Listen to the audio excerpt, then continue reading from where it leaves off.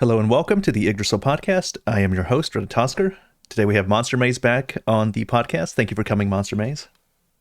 Always a pleasure, man. Thank you for having me. So I am really excited. Let me tell everybody first. We're going to probably have a spoiler-free section here at first. We're going to talk about all the things that I think are very early on, and then we'll talk about more spoilers stuff later on. But I'll be cautious because I haven't beaten the game. All I've done is I've done the Rito dungeon, the Goron dungeon. I am working on the Zora dungeon. I've explored the depths. I've done a lot, but I keep getting distracted and sidetracked by things that are going on. So I haven't finished it. I haven't gotten all of the memory cutscenes. So we'll talk about where I am, and then I think Monster Mace has done most of the big stuff. He already knows everything. So I'll try and not exceed my level of knowledge and prevent myself from getting spoiled later. But we will talk about a lot of the stuff that we both know in common. So we'll talk about that, and we'll find out what that is later. Yeah, sounds like a plan. So first of all, how do you like it? What's your impression? Oh, it's amazing. Like in many ways, it's the open world game I've been waiting for. So it's we talked about Elden Ring before, right? Mm-hmm. Where you go to the underground and you see all these magnificent buildings, but most of it you're not really able to get to. Mm-hmm.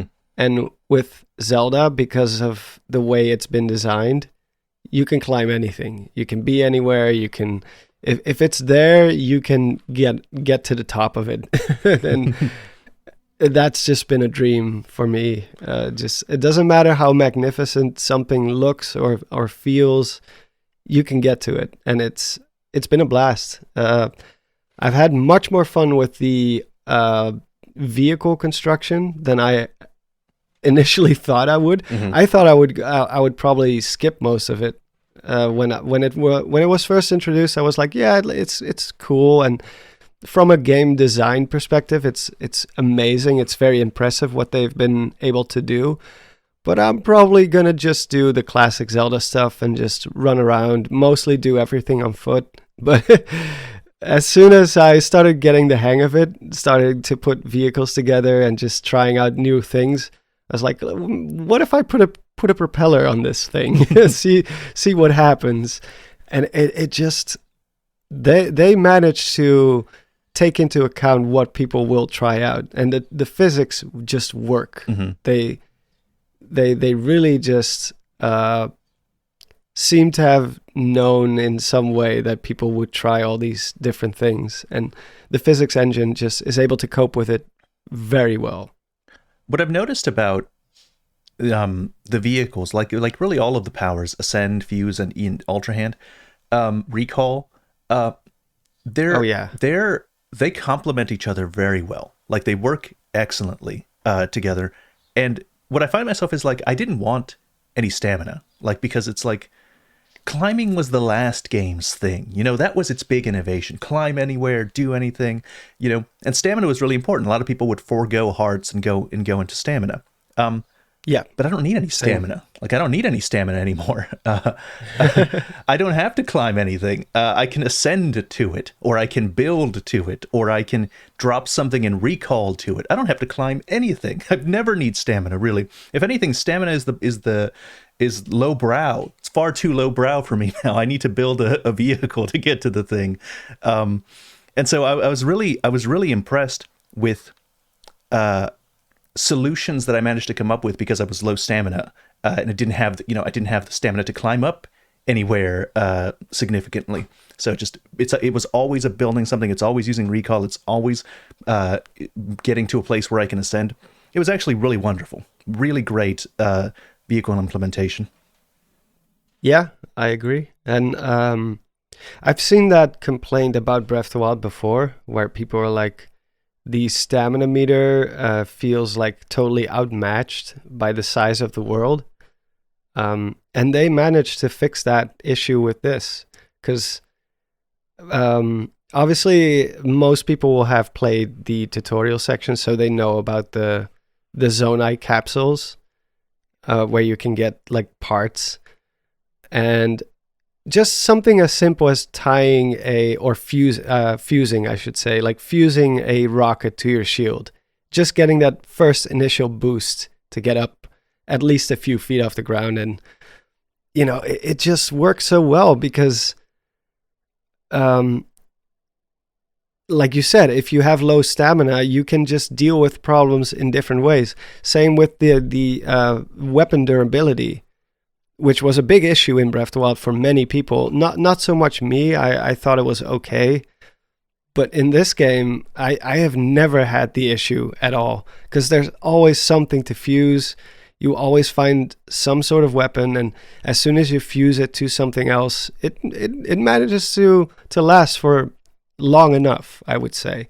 So they managed to work around a lot of those issues very effectively. Not only do I not have any problems fusing things, like I don't run out of weapons. That's not ever the problem. The problem is I want to fuse more stuff because I've gotten more monster parts since the last time I went a little fuse binge, and I have ideas, but then the weapons are not breaking and I'm full up. I don't have anything I want to lose. So I'm like, break already. Damn.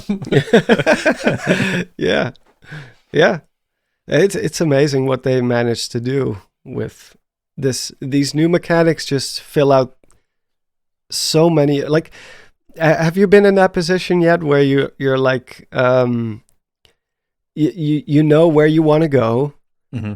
and you feel like, oh, that's gonna take ages to get there, and maybe you don't have a horse or whatever, and you just build something and presto, you're there. Yeah, I actually did that in the second dungeon. I did the Goron dungeon, and in the Goron dungeon there was one of the places to open the final boss door I needed to get to, and I could see that it was like over there, but I was like, I could go the intended route. I can see what the intended route. I love intended routes. I love structure, but I did all these other locks the intended way, and I can just see the thing. I can just, like, I see some parts here. I've got some more Zonai parts in my inventory. I can just build a flying contraption and head on over there and get the last thing and then go do the boss. And so I decided to do that, and I was like, oh, that worked. That's amazing. That's awesome. Yeah, it's so great. I actually ended up doing a lot of climbing in the Goron dungeon for some reason. I was like, I can just climb this probably. I did have a little bit more stamina. I favored stamina above hearts because I wanted to challenge myself when it came to combat, because Breath of the Wild was really challenging in the first few hours, but then after that it kind of got pretty easy as soon as you started getting the hang of the combat and just enemy patterns. And with this game, I don't feel it's much different. I do feel like most enemies have a very clear weakness, and once you know that weakness, or if you're very good at parrying, most enemies are something you can deal with pretty easily. But I beat the Gerudo dungeon first. Wow. Because it's just my favorite area of. I did the exact same. I haven't done any Gerudo stuff, so like, be vague in your descriptions. Oh yeah, I'm not gonna be going into specifics, but I think last time we were on this podcast, me and NBC, we talked about what we were gonna do first, and I said I was gonna retread my steps from Breath of the Wild, which means going to Gerudo first. I did Vana Boris first in Breath of the Wild 2, so I was like, well, I'm just going to do the same thing again, just go there, because it's, like I said, it's one of my favorite areas. And, it's not the recommended route to go if you have low hearts, but I loved it. I loved every second of it, because it felt like a Souls game at points, where I was like, man, I am really underpowered. I'm going to keep this going. I'm just going to mostly just deal with stamina, just upgrade my stamina so I can get to more places more easily. Upgrade my batteries, obviously, or the energy cells. But, yeah. Let me just, again, being very vague, but I got wrecked. Right. In the Gerudo region, right. For sure. Yeah, honestly, I'm not sure that more hearts would have helped anyway, because the damage that things do, especially early on, like the early on sections, especially if you went there first, what you'd have a couple extra hearts, 3 at most. Yeah, the damage that enemies can do is so high in Tears of the King. I've noticed a lot of people online talking about it. In fact, I watched some reviews before the game came out, spoiler free, and a lot of people were Hmm. commenting how they were just getting messed up in comparison to Breath of the Wild. So I don't know if they just had forgotten how difficult the early sections of Breath of the Wild are, or if it actually is just harder in Tears of the Kingdom. Um, it Not sure. I do Yeah. notice there's like I do think I find myself fighting more enemies at a time in Tears of the Kingdom than I did in Breath of the Wild. I I'm pretty sure I see at least like 3 or 4 enemies fighting at once whenever I go into a engagement. Yes. And in Breath of the Wild, it was rarely that case. I rarely ever had to deal with more than 3 maximum at a time. So that's Yeah. that might have something to do with the difficulty a lot of people are experiencing. Yeah, and I've also heard a lot of people say that the a lot of things are more expensive now. Mm-hmm. Yep. Like outfits are more expensive. The fairies are harder to find, so upgrading your equipment and your outfits, it's not as easy now. So there's gonna be a lot of people. Uh, let's just put it that way. Like in Breath of the Wild, there was a very clear route that they wanted you to take. Yes. And in this one, it's not as clear. They do kind of hint that they want you to go to the Rito dungeon first this time around, but still, it feels like even like 15 hours in, I was still using like level 1 equipment. Like none of my outfits were upgraded. I still had like 5 or 6 hearts. Obviously, you can do a lot of shrines if you really want to, but me personally, I chose not to. First of all, because I don't think the shrines are that great. I, I think they're better than in Breath of the Wild, but they're still not worth most of my trouble. Where I feel like maybe I just want to skip this for now and just stay low hearts, stay scared, because I like the intimidation factor where even the simplest red bokoblin can just one shot you if you're not careful. I kind of like that. So maybe that's just me, of course, but I enjoy the challenge so far, at least. Even now, like I've done most of the game and I'm still below. I think I'm at 10 hearts now. Well, it's really not at some point it stops being about the hearts. It's about the armor upgrades. They do a lot more than hearts. Yeah. I actually don't know. I don't think I agree with you that the game is less structured than Breath of the Wild. I think it's a lot more structured. Is how I found it. Oh, really? Yeah. I'm curious to Well, hear. Well, it really guides you. Well, first of all, the really obvious one is that after you do the Great Sky Island, you still don't have the paraglider. What? Yeah. And so it tells you go to this location, but you can ignore that. Like you can choose not to go in that location to the little lookout outpost, and then you can go around. You can do caves. You can do shrines. You can go to the Gerudo place if that's what you want to do. But you'll do it without the paraglider. So very Yeah. early on, it tells you kind of want to do what we were telling you to do, because if you don't, you're going to go paragliderless. And so after that, the Rito place is what they recommend that you go to. And, Pura talks about it. They mark it out on the map. After that, they point you towards Eldin. So if you go there, you come back. Pura will talk about Eldin a little bit, but it's not as direct as they did with the Rito area. But if you wander around and talk to people, a lot of them will point you in the Eldin direction. And if you do go in the Yes. Eldin direction, the Great Fairy that unlocks armor upgrades is along the way. It's along that route. If you go from Lookout, town to the mountain. And that fairy is the only fairy that will unlock armor upgrades, because I found the one in the north and it wouldn't come out. There wasn't any way to get it to do it. So I think you have to do that specific fairy first, unless you correct me right now, and then you can unlock all the other fairies. But that one seems to be a prerequisite. You have to go to that specific one. I wouldn't know for sure. I just know it has something to do with those musicians that are at the stable. So maybe they like those musicians are only there. I think they are only at that stable at first, and then they Okay. and then they go to the other places. But that So they did think about that part where it's on the written path.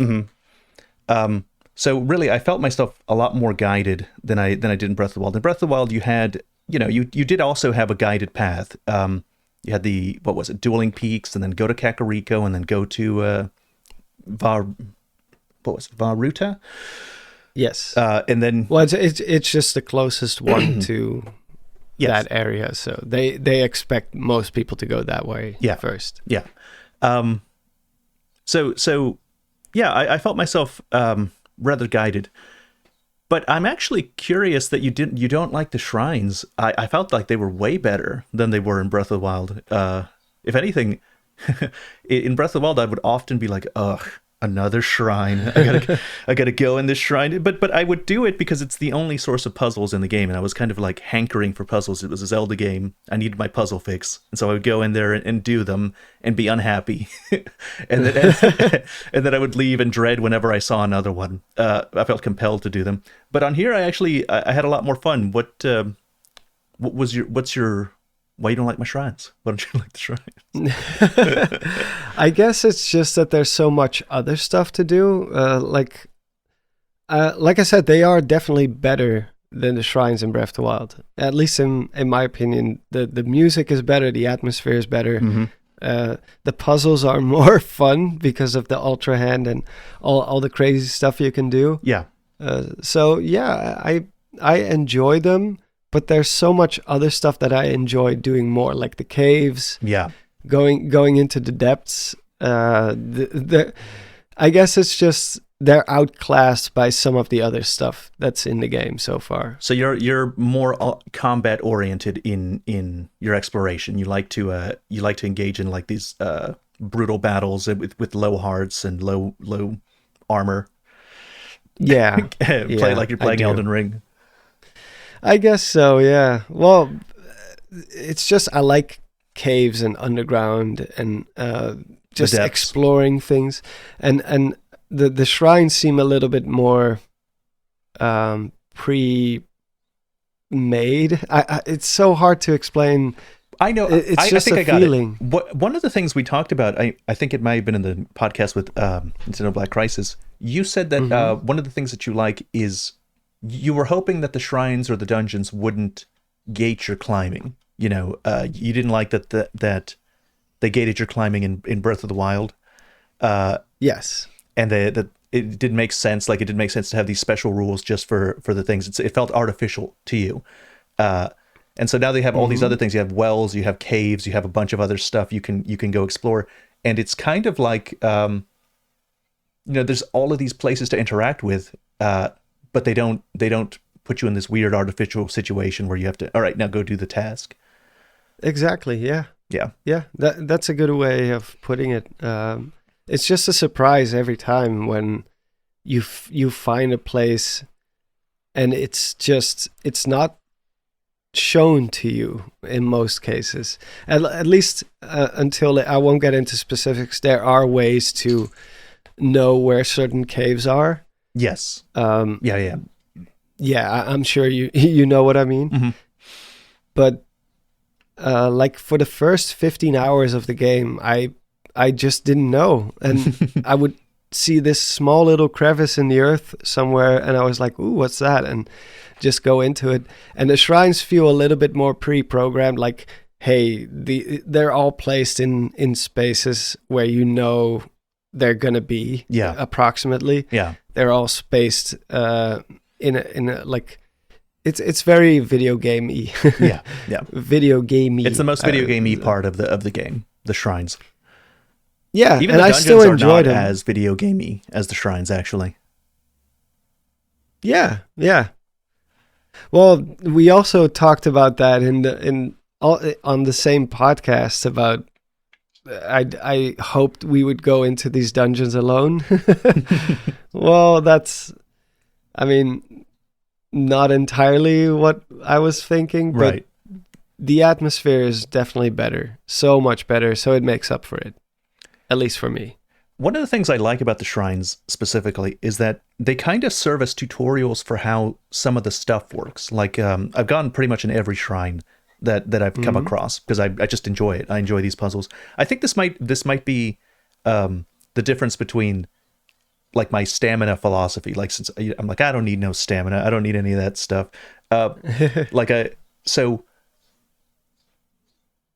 They gave me ideas for building stuff. Like, I actually did not know what the stabilizer did. Like, I would look at the stabilizer, you hit it. Do you know that part? Oh, yeah. Yeah. Yeah, that's a good shrine. Yeah, and I didn't understand. I was like, what does this do? I don't understand it. And so I go through the whole shrine, and I jury rig. I didn't understand what the stabilizer was. I did the shrine, and I was like, this is stupid. Like I know I did that wrong. They were trying to show me something, and I didn't get it. And now I completed the shrine in this extremely stupid way. I'm gonna go back in and like mess with the stabilizer and realize, oh, it stabilizes things. That's why it's called a stabilizer. And you can use it to catapult yourself and stuff. And when I realized that, I was like, oh, well, I can stabilize vehicles. And I'm gonna talk about auto build. I'm not gonna talk about how you get it, but I'm gonna talk about the ability. So with auto build, you can build stuff that you've already built before, and if you don't have the stuff like on hand on the ground, then it'll build it for you. It'll just make it out of zonite. It'll take a little bit of zonite. So it's like, it'd be really useful to have certain presets that are zonite efficient, but are still useful and are worth the small cost. So I built a little vehicle using one wheel, a stabilizer, and a handlebar. And it works perfectly. Like, it works great. It only takes 9 zonite to make. And I was like, oh, this is wonderful. Because when I'm out there in the field and I'm exploring caves and wells and stuff, sometimes I want to climb up something and then paraglide to something else. And I don't want to go back to the horse. I don't want to go back to where the horse is. I don't want to go back to the stable to get the thing. So I was like, all right, but I still need to traverse large pieces of land again to keep exploring. So I can build a little one-wheel vehicle for 9 zonite. And I was like, this is wonderful. I'm a genius. It's the great thing about this game is that it keeps making me feel so smart. Yeah, and stupid at the same time, because you solve certain things and then you kind of start to realize what they really wanted you to do. Yeah. And you're like, oh, I went this whole like weird route, and meanwhile I could have just done this, and that was the solution. It's wonderful the way they, but I appreciate the way they do let you figure it out on your own. Because one of the first shrines on the tutorial island, I know what they wanted you to do. There was like this wooden plank and 2 hooks, and they want you to put the hooks on it, like on the wooden plank, and then you ride it on a rail. But I already knew you would be able to shield surf onto rail, like grind, like Tony Hawk Pro Skater style. Because the trailers. Yeah, because of the trailers, and I think a tweet Nintendo posted themselves. So I just made a little ramp, and I jumped onto the rail and just shield grinded down it, and like just negated the whole puzzle itself. I was like, yeah. Yeah, because sometimes you think of something smarter than the intended way, and that's good. Sometimes you think of something dumber, but the dumb ones are also fun. It's also fun to realize, oh, they really can do whatever I want. Oh yeah, I'm sure I've solved at least 5 or 6 shrines completely in a different way than they intended to. Probably convoluted ways to do the same thing. Like you said with the stabilizer, I don't know how you ended up solving it. I think I did it in the way they wanted me to, but I'm still not sure, to be honest. But the stabilizer was cool, yeah. The moment I found out how it works, because I at some point I made I tried to make just out of curiosity to see if it worked. I wanted to make a wheel with 2 planks on it that were like slightly skewed, like a propeller, like a ship propeller, and then a plank in front of it where I could stand on and just control the thing. But every time I would activate the wheel, the part that I was standing on would start turning. Start spinning, yeah. Start spinning, so I would get thrown off. And I was like, what if I put a stabilizer on it? Would that work? And lo and behold, it would stabilize that part while the other part would rotate. And it actually kind of sort of worked. And I was like you said, I'm a genius. Yeah. Then in the stabilizer shrine that I did, it wanted me to activate the stabilizer and build so I can or catapult myself or just a lot of stuff so I can go over to the thing. There was a lot of ways to do it, but I didn't realize what it did. So what I ended up doing was I balanced things carefully on top of each other, and including the stabilizers at the bottom. And then I put it up against a wall, and I just climbed the whole giant messy structure without activating anything, and then paragliding across. And I felt so stupid after I realized what was the intended way. Well, that works too, though. Yeah, Yeah, because it rises the whole thing, whatever, like the opposite direction it's facing, it just stabilizes to that point. So you can indeed just have you also used the springs? Yes, the double spring, two springs on top of each other is one of my favorite auto build things. Just like make two springs and then 6 Zonite, immediate giant Rivali's Gale. I think it's bigger than Rivali's Gale boost that you get. It is. Yeah. It works great. So good. You can even do, I think 3 springs is, I don't know if that's the max, but it's just called a super spring. You can find a schematic for it and just bam, there it is. If you can find a schematic, then it probably means 3 springs will shoot you higher. Yeah, I think so. Yeah. But it's the same deal. You trade in a little bit of Zonite, or if you happen to have 3 springs, you can paste them on top of each other and just, there you go. Yeah. It's so useful. It's useful for everything. It's useful for combat. You can activate the bow thing quickly. It's useful for getting across things. This is what I mean when I say I don't want to climb anything. I feel like like a Neanderthal, like climbing like the old days. It's like, no, I can do a lot of things other than climbing now. I use that to get on top of the Rito village, like that huge pillar that goes all the way up. That's kind of shaped like a bird stick where a bird would sit on. For some reason, I thought that's where you needed to go. I don't know if that was actually necessary, but I used one of those super springs for that one. And it just works so well. Are we allowed to talk about the depths at all? Yes, yeah. Or is that... Yeah, that's something you like find really early, I think. Yeah. So let's talk about the depths.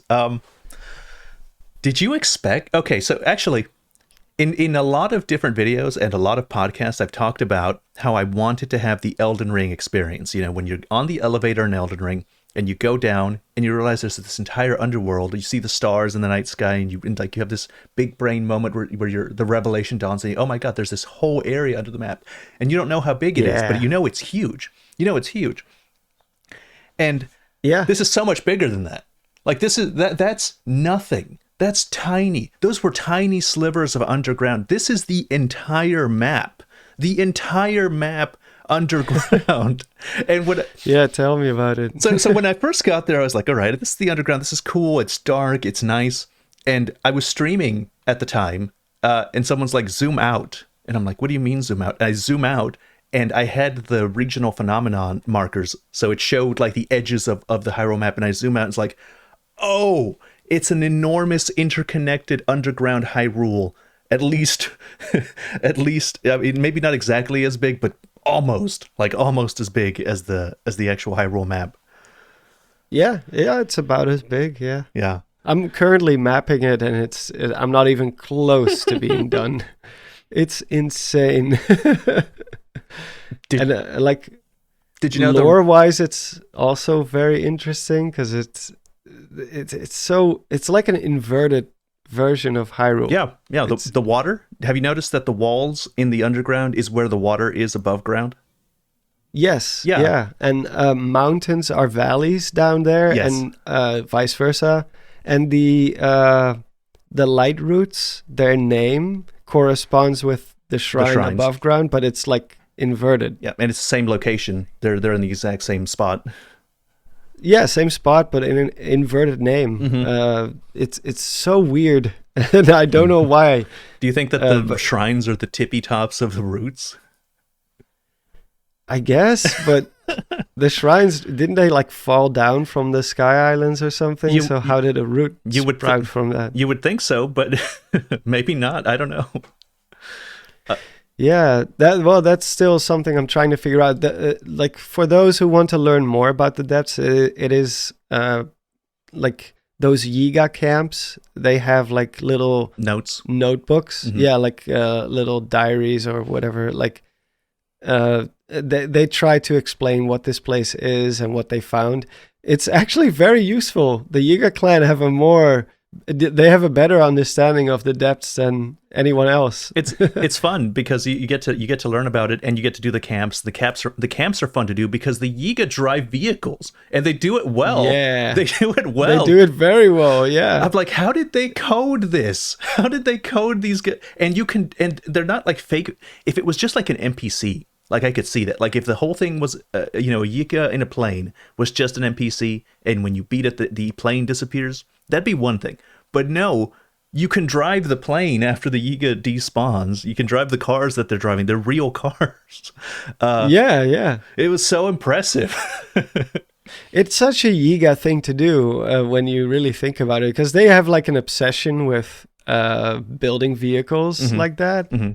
They're like, oh, we built this new thing. It's called like the Mega V3 or whatever hovercraft. And it's like, oh, that is such a Yiga thing to do. Like they started obsessing about the Zonai technology themselves and started building stuff, and they're exploring the depths, and it's so cool. It's such a cool addition. I guess the reason that the Yiga are down there is because you sent Koga down there when you put him in the hole in Breath of the Wild. Yeah. So it's a cool detail. I actually haven't been back to that hole. Don't tell me what's there, but I'm curious to like jump down into it. Oh yeah. Well, like I said, I'm not even close to mapping out the whole thing. I think I got about 50% of the map now of the underground, but it's so vast, and you have to work around all, like you said, the water. Whenever there's water on the surface, there's like an infinite wall in the depths that just spans all the way across the top, and you cannot get through it.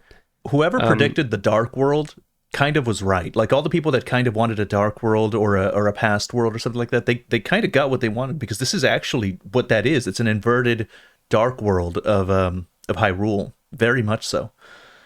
Yeah. And it's interesting too, because there's mines down there, and there's so clearly people knew about this place, and they built stuff there. And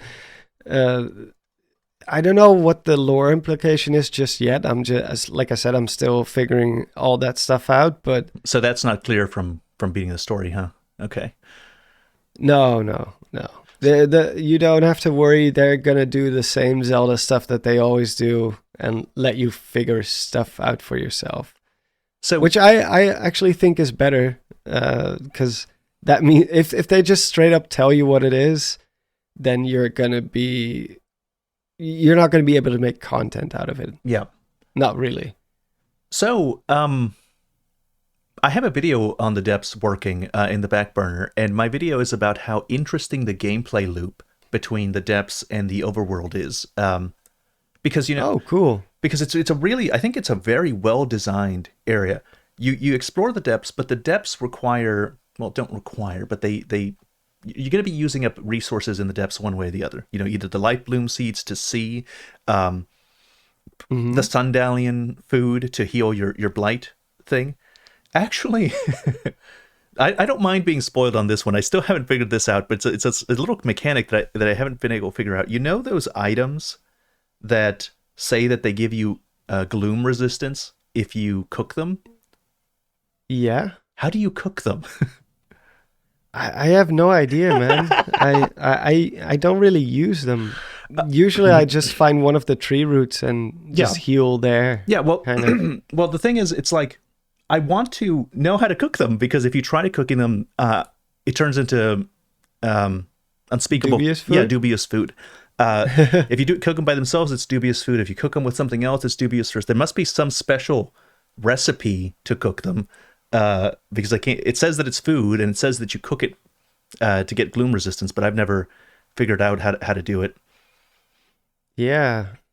Yeah, because it's a specific flour, right? That you No, use. the Sundalian, it cures gloom damage that you Yeah, take. the Sundalian. But yeah, that flour. But the thing I'm talking about is like some kind of dark bulb thing. Oh yeah, You get it from a specific thing we're not going to talk about yet. We're not going to talk about it. Yeah. I know what you mean. And I can't cook it. I can't figure it out. I have no idea. No, I haven't used one of them, but I know exactly what you mean, Right. and where you get it. But Yeah. I don't know. Am I allowed to talk about certain attire that you wear? In the depths, Yeah. yeah, sure. I think Like I know what you're talking about. There's an outfit that resists gloom damage, or at least parts of it. It doesn't entirely take it away. It just serves as kind of like a shield. Okay. If you have Maybe if you have the whole set, it will absorb like 3 hearts of gloom damage. Okay, that's cool. So that's probably the effect that the food gives you. I haven't gotten that outfit. I don't know where it is, but yeah, I won't tell you. But Yeah. it's just it's there, and I guess that would do the same thing that the food would do. does. Well, the way It builds up. the way I like to play, I don't actually like changing my outfit, so I do engage with the cooking and elixir mechanic a lot, because I like to look like the Link from the promotional material. I like to wear his his champion, his garb, and his traveler's thing. So as much as possible, I try and avoid changing my outfit, and I only use that outfit. Interesting. Yeah, and it allows me it gives me an excuse to interact with other mechanics like the elixir stuff, whereas they kind of become irrelevant if you wear a bunch of different armor, and plus that way I don't feel weird. Like it takes me out of the game if I'm constantly like changing my armor to get fire resistance or ice resistance or heat resistance. This way it's just me taking a little elixir. It lets me be immersed more, so I enjoy it. Well, I guess that's your way of being more, because the same way I like to be low hearts and lots of stamina, because I like to just be able to go everywhere, but I also like getting my ass kicked. Mm-hmm. Like your way of imposing your own little like difficulties by doing that. Yeah. Just being like, I want to wear the typical armor that I want to wear, and I'm just going to prepare loads and loads of food that have all kinds of different status effects. In the Goron area, in the Goron dungeon, there's this. I ran out of heat resistant food while I was down there, and Oof. so but before I got to the dungeon proper, so I built like a little vehicle, and I attached a little water spout, and I pointed the water spout at the vehicles at me.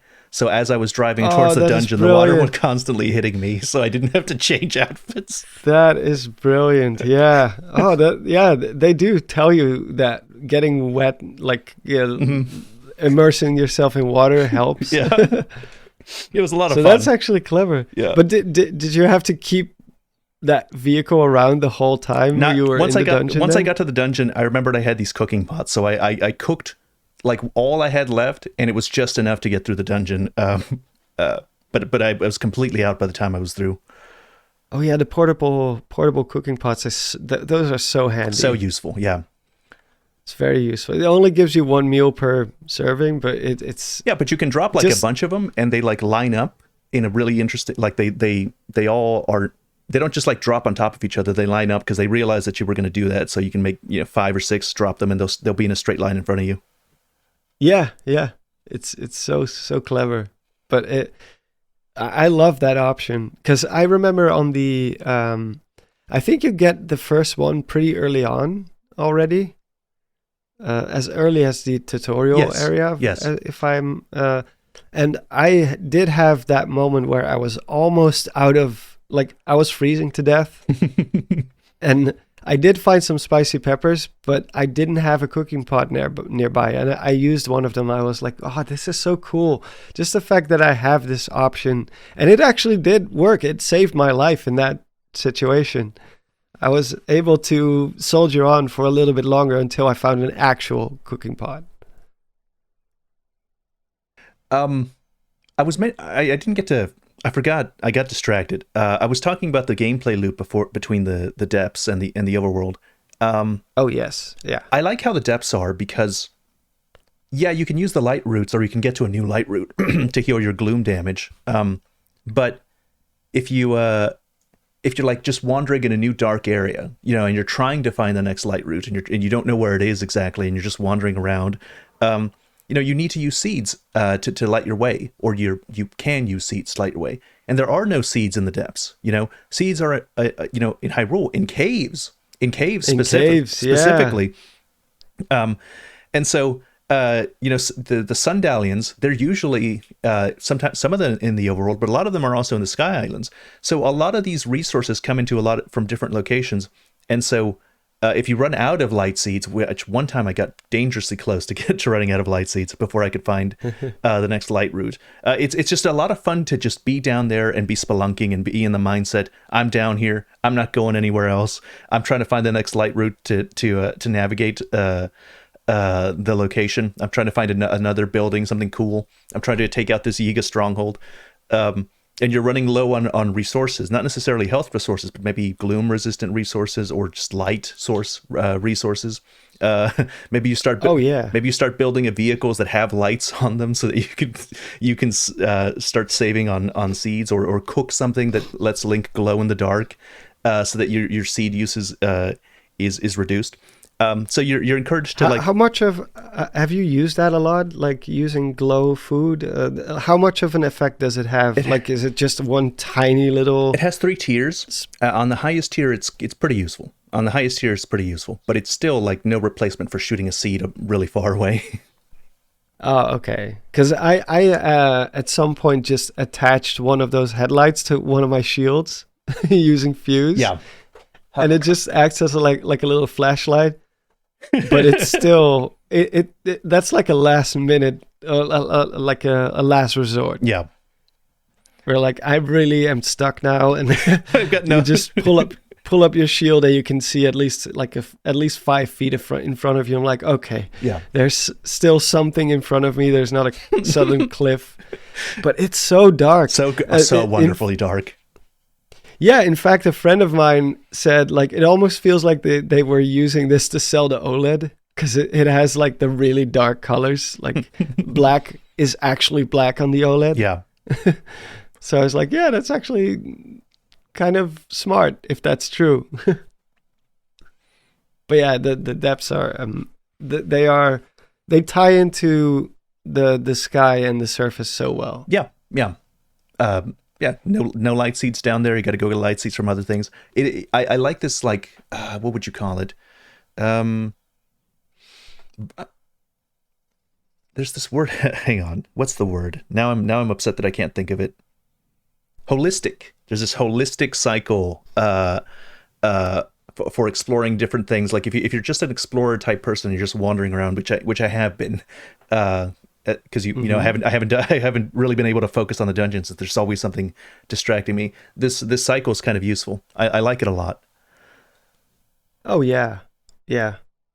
Well, because it's a sequel, you're also just constantly wondering, like, oh, what's up with this place now? Like, what happened to X during the time between Breath of the Wild and this game? And you go there, and then you wonder, well, what's below that? Because now you have the depths too, and they kind of hint to the fact that the depths are, like, the more interesting parts of the depths are below points of interest on the surface too. So that's another little link that they present you, where you're like, okay, if there's something interesting on the surface that not always, of course, sometimes you'll go there and there's just nothing, but like, just the fact that they give you that little hook where they're like, you know this place from the surface? Well, I wonder what's below that part. And you'll be able to find so many interesting things. I just got done mapping most of the Hebra region in the depths, like everything below there. And just in that area alone, one thing I can tell you, because that's not like a big story spoiler or anything, like, but purely from a lore perspective, you know how in Hebra there's like hot springs in Breath of the Wild? And you're like, how are there hot springs in an area this cold? That doesn't really make sense. Everything is frozen here. It's always cold. There must be some sort of geological activity going on below the surface, right? And then in this game, you go to the depths, and there's lava flows right below those hot springs. You're like, oh, they actually took that into account. They actually, they actually managed to take that bit of lore and be like, well, this is the explanation. There's just a lava waterfall down there, and it's heating up the water. And then you find a little Yiga notebook that says like, that really does prove that there's a connection between the surface and the underground. You're like, oh, that's so cool. The fact that they actually implemented it, that they thought about this, it's so awesome. And again, it doesn't have any impact on the main story. It's just one of those tiny little discoveries that you make where you're like, oh, that's cool. So let's talk about the dungeons. Let's talk about dungeons, because that's been something that I've been wanting to like, a lot of my videos have been talking about dungeons for a while. What do you think of the dungeons and how they compare to Breath of the Wild's Divine Beasts? They're better than the Divine Beasts because they are more distinctive. More distinctive music, more distinctive atmosphere.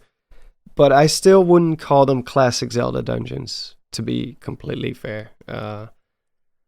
I was a little bit, I guess, very slightly disappointed by them. It feels like a blasphemous thing to say, doesn't it? It's like it's still in the honeymoon period and people are enjoying it so much. You're like, oh, I almost don't want to say that word. Disappoint. You don't want to be the party pooper guy and be like, oh, no, it's not the same.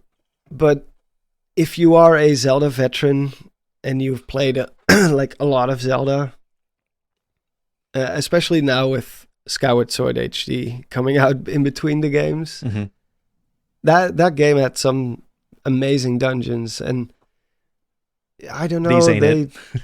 Yeah, they're not the same. You can blast through them too quickly because it's all non-linear again. It felt very much like a rehash of the Divine Beasts, but granted with a better atmosphere, better they look and feel more distinctive for sure. I have to admit they are in the same vein as Divine Beasts. Yes. They are not close enough to classic Zelda dungeons that I'm going to go ahead and say that, yeah, these are traditional Zelda dungeons. They are still very much like the Divine Beasts. They just happen to be a lot better. They're just also good, unlike the Divine Beasts. They're not ugly to look at. They're not. The atmosphere is different for all of them. They have a nicer musical themes, and their gimmicks are more developed. And I'll even say this: they do kind of have a dungeon item. Like in past Zelda games, they had the hook shot, and you needed the hook shot to progress along the path. They do actually kind of have that in the companion abilities. The companion abilities serve as a kind of dungeon item for the new dungeons. And yes, and if you take the area immediately outside the dungeon as a part of the dungeon, then I think like they're considerably better. They're not technically part of the dungeon, but they're all kind of connected. So like in the Rito village, you have the storm cloud. You have to make your way up the storm, and you're using Tullin's ability. That felt very dungeon-esque. Yeah, very, very dungeon-y. And that's not technically part of the dungeon, but it's a sizable part, and you are using this ability that it's kind of like a tutorial area for the ability, and then you get to the dungeon and you clear the dungeon proper.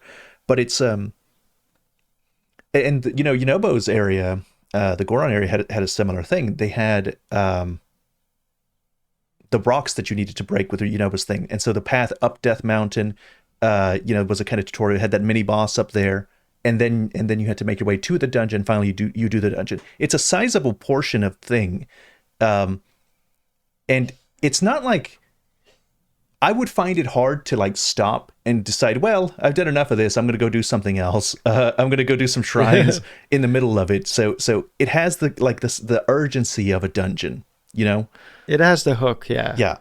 So the transition is flawless. Once you start on it, you will finish it. Yeah. So I definitely like them a lot better. But classic Zelda dungeons? But they're not. They're not classic Zelda dungeons. No. Like it still had not a single small key. It still didn't have a mini boss. Not really. Maybe in the run up, like you said, you could consider that a mini boss sort of in some areas. But it still felt like they were too stuck on the concept of activate the things. Just find the 4 things or the 5 things in some cases. Them. Yeah. And activate them. And you can get there however you want to, which on the one hand, I think it's cool that you get to explore the place in a non-linear way and just go all over the place. But it still didn't feel like a classic Zelda dungeon. You would have preferred a little more structure than they gave. Yeah, I guess so. It felt a little bit more planned in the older games, mm-hmm. where it's actually every single dungeon room has been tailor-made for a specific goal. Whereas here, they cannot really do that because you can skip half of it if you really want to. You can figure out some weird trick with ascend and just go up to the next room. Yeah. Whether they intended it as such or not. And, credit where credit is due. It's very hard to design a dungeon in that way. But maybe then the design philosophy of the dungeons itself wasn't completely sound. I think that with all of the wonderful things in the game that are so freeform and nonlinear, they could have gone more linear in one respect. Like when restriction is a kind of diversity. Like restricting player choice is a kind of absolutely. It adds more flavor if it happens in certain places. And the shrines, they have no problem doing it in the shrines. They don't let you climb in the shrines. They don't let you do any of the stuff in the shrines. They plan things out. And yes, there's a lot of different ways to do stuff. But there are also a lot of restrictions. You can't drop Zonai items, Some shrines take away all of your weapons and armor. Yeah. So it's not like some of them have keys. Like in Breath of the Wild, there were tons of keys in shrines. So it's not like they have a problem with restrictions. So I think it would not have gone to waste to restrict the player more, at least in the dungeons. Like not every imposition on the player is a bad thing. Is just something I would say. Yeah, I would agree. And the fact that you have to visit like X amount of locations within the dungeon, that's fine. I think that plays into it kind of reflects the non-linearity of the surface. Like there's 4 different areas where there's problems. Tackle them however you want to. You can go to the Rito first, but you can also go to the Gerudo first, or to the Gorons or the Zora. Do whatever you want to do. So I get that they want to kind of reflect that philosophy, but that doesn't mean you cannot have a sequence of dungeon rooms in a row with a little bit of branching, but you're still working to a specific goal. Just a quick example, the forest temple from Twilight Princess. You get in there and you have 3 directions, and then from there you have 2 more, and you can feasibly go into any direction you really want to, but you're just going to run into a dead end in most cases. But I feel like they didn't really want to go there just yet. they were still a little bit too focused on the whole, oh, you have to be able to do whatever you want. Yeah. It's becoming a convention. It's becoming a restriction, I think, in their design. If they adhere too strictly to it, I think it's actually detrimental at some point. Yeah, I agree. Granted, the Zelda formula did need a little bit of mixing up, because we were doing the same thing for a very long time. 20 years, something like that. Yeah. So I totally get where they were coming from, but I just expected them to go a little bit more, like, I'm pretty sure as a designer working on the Zelda team, they knew the Divine Beasts were not the most popular choice. That's not something that would have gone under the radar. I at least that's what I assume. Well, they did have that interview right before the game came out, where they're like, these new dungeons are like more like traditional Zelda dungeons. They are not like the Divine Beasts. Like, they specifically went out of their way to talk about, regional characteristics. They look different. They talked about them not being like the Divine Beasts. And in the interview from Nintendo, it said traditional Zelda dungeon. So I was very hopeful from that interview. Yeah. And they did give me like the important things I wanted. The atmosphere, like they did do a good job with the atmosphere. I will agree with that. Like the Fire Temple had callbacks to the music of Ocarina of Time. Like it was very reminiscent of Ocarina of Time's Fire Temple music with the chanting. The Rito was pretty excellent. Like the Rito was excellent. The Rito boss fight music was really incredible. Like I thought it was so good, so hype. Well, let's talk about the boss fights. What did you think of the boss fights? They're good. They're a little bit easy, even on low hearts. There are no Elden Ring bosses by any means, but I didn't expect them to be honest. It's hard to go into specifics, but the Rito one or the we can talk about the Rito and the Goron one if you want. Oh, okay. Well, the Rito one, it's just pure spectacle. Pure spectacle. But yeah, but that's fine because, again, going back to Twilight Princess, the bosses were pretty easy too, but they were so epic that it didn't really matter. If I really want to get my ass kicked, I will play a Soulsborne title. So I think they serve their purpose, and they all look different. They all do different stuff.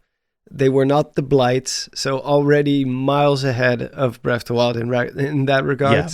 Yeah. And they were very much like the older I felt like they were a lot like the older bosses pre-Breath of the Wild. Like where they had this, like, you don't have to do it this way, but they do have set things they want you to do that are cool to damage the boss, Yeah. They were very much like previous Zelda bosses. Maybe that was an olive branch on their part. And I actually did feel a little bit intimidated by their size, and if you're not like rocking 20 hearts and highest armor, it can be like before you go in, you're like, oh boy. So at least that's a lot better. They were very enjoyable, and they all look different, like I said. So I'm content with the boss fights. So I've only done 2 of them, but I thought Yunobo's boss, the Goron boss, was terrible.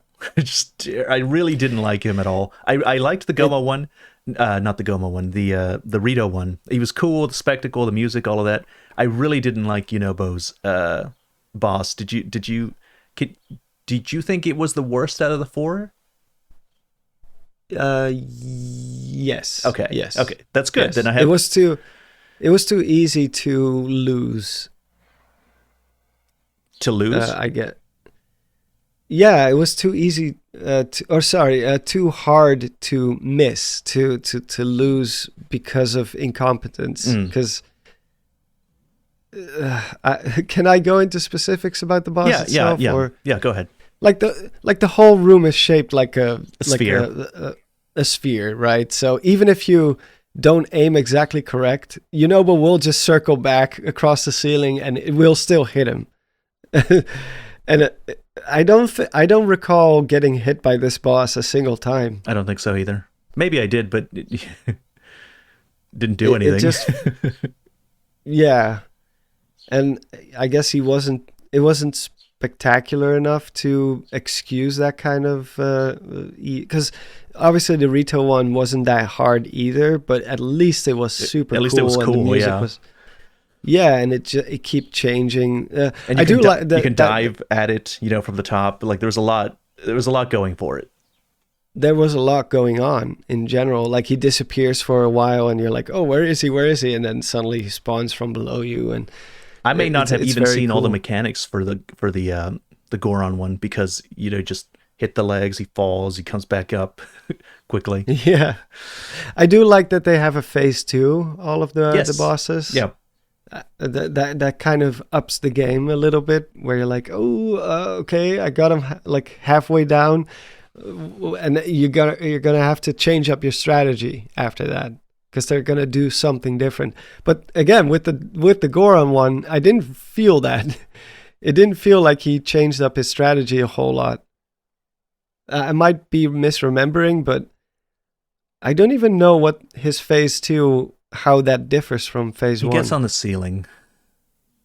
Oh yeah, that's it. Okay, So it's not even memorable. That's what I meant by but just even if you miss, he will just keep going until he eventually does hit him. Because that attack he does goes on for quite a while. Like he'll just rotate across the ceiling, miss, come back on the other side, and just try again. And when he's on the ceiling, he doesn't do much. Like he throws rocks, I think, which are pretty easy to dodge. So I don't know. It was quite an underwhelming boss. I like the fact that it was Goma, which is classic, but as a final dungeon boss, I am kind of getting worried though. Don't tell me, but I am getting worried. The first one in the Rito village was kind of insectoid. The second one was a Goma. I'm like, if they're all insects, I'm gonna be upset. It's because now this is just another variation of the Blight Ganons. If they're all insects, this. I better. Well, I won't. Yeah, don't tell me. I won't tell you. Yeah, don't tell me. I won't tell you. It's just something to look forward to.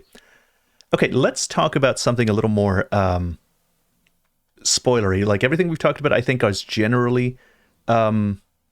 That's something that people would be able to clear by now. Yeah, it's been like what 5 days. I'm sure a lot of people will have gotten through that. So now these are stuff that it's a little more spoilery and deeper in the game. So Monster Base has done a lot. So I'm going to tentatively start talking about it. You've been to the Great Plateau, right? Yes. You went to where the Shrine of Resurrection was, right? Yeah, absolutely. One of the first places I went, actually. All right. Does it ever explain what the hell happened to all the Shieka technology anywhere? Like, is there any notes, any location? You go to the Shrine of Resurrection. You go on in there. It's still called the Shrine of Resurrection. They stripped the Shieka tech off the wall. It's gone. It's like complete. It's all gone. Every single Shieka tower, every single thing is all gone. The Guardians on the ground are all gone. There's like one on top of the village, I think, and that's the only one I've ever seen. So it's like you actually found one. There's I think on top of Hateno Lab there's one on the very top, or maybe I think on top of Hateno Lab there's one at the very top. It's a decayed Guardian like body. That's all I found. It's somewhere. That has to be the only model. Left in the whole game, and I'm like and it's weird. Like there's certain people who you would think canonically Link would have talked to, but they're acting like they've never met him before. Yes. That bothers me to no end. A couple of times at least where you think that Link should have canonically talked to these people, but they've never met him before. So canonically, he never talked to them. He never discussed things with them. The fact that Guardians are all gone, the spires are all gone, The Shieka tech is gone from the walls in the Shrine of Resurrection. What is happening? It's so weird. Like they just cleared everything out, but nobody in the game ever says they don't say anything. They don't mention it. They act like it didn't happen. And I'm just like, am I crazy? Am I crazy for expecting someone to say anything? Well, it's weird because some people do acknowledge Link. Suddenly he's like this celebrity almost. Yeah. And they're A like, lot of people know hey, you. Link. The hero. Yeah. You beat the Calamity. They mentioned the Calamity. Yeah, sort of. Not as much as I expected to, but still they at least acknowledge that it did happen. Have you been to the village But- in Hateno? They have a little school there, and they teach the kids about the Calamity. Oh, I haven't been inside the school yet. I have to do that very soon. In general, I haven't done much. The only thing I did What's the main story? No, the only thing I did in Hateno village was check up on my house, and it suddenly was like, oh, it's Zelda's house now. Yeah, what's going on? The heck? What's going She on? just She stole my house. She stole our house. So either we live together now, or she just stole our house, or like they retconned some stuff, and it was never our house. Like I'm starting to get worried. Like, is this not a sequel to Breath of the Wild? Is this an alternate timeline where that didn't happen exactly the same way? Because I'm starting to get like nervous with some people not recognizing me, and the tech is gone from everywhere. It's like I'm starting to get weird vibes with the timeline. Yeah, on the one hand, I think they want to make sure that even people who didn't play Breath of the Wild understand the game, but still, they could have solved it in a different way, I think. It's maybe we're missing some, like maybe as people play in the experience, maybe there'll be a hint and someone will come up with an interesting theory as to where the hell is the Shieka technology. Yeah, I've been talking to people about that. I was like, what if there's just one place we haven't found yet, somewhere in the depths or somewhere else on the surface in Hyrule, where there's just this enormous pit and all the old guardians? And because how do you disappear a giant divine beast? Yeah. Why? Where did they go? Why would they be gone? Yeah, couldn't Pura at least, or someone else like Robbie, at least mention like, oh yeah, we stripped them for parts to build our towers, or I don't know, something bullshit. Yeah, some bullshit excuse. I don't care, but at least acknowledge the fact that this whole world used to be littered with this technology, and now it's just gone. It's odd because it's like the divine beasts are the biggest problem. Like at the end of Breath of the Wild, huge thing. They said Shieka was like, oh, the divine beast stopped working. Okay, the divine beast stopped working. So everybody was just kind of assuming the Shieka tech stopped working for some reason, and it would explain it in Tears of the Kingdom what's going on with the Shieka tech and why it's not working anymore. But they don't, and it's gone. So the Shrine of Resurrection one was what really like opened my eyes.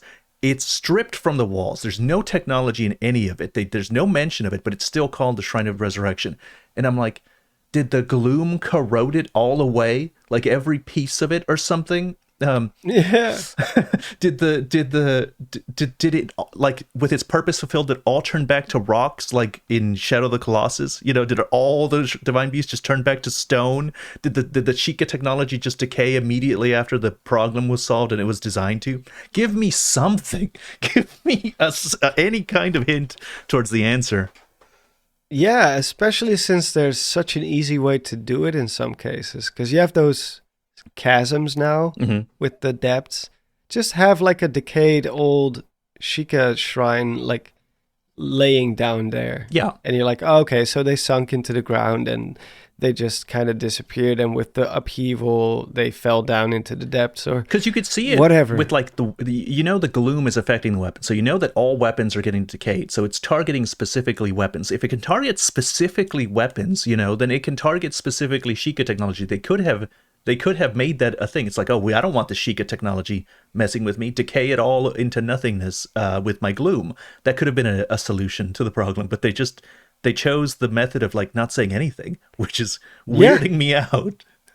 It's weirding me out too, man. And I still don't have the answers. And in fact, there's quite a few things where I'm like, I don't know how they're gonna explain this, because it really feels like they wanted to make sure that anyone who's like Tears of the Kingdom is like their first Zelda game ever, that they will be able to understand it without wanting to cater to the older folks, to the ones who are really invested in the story of Breath of the Wild.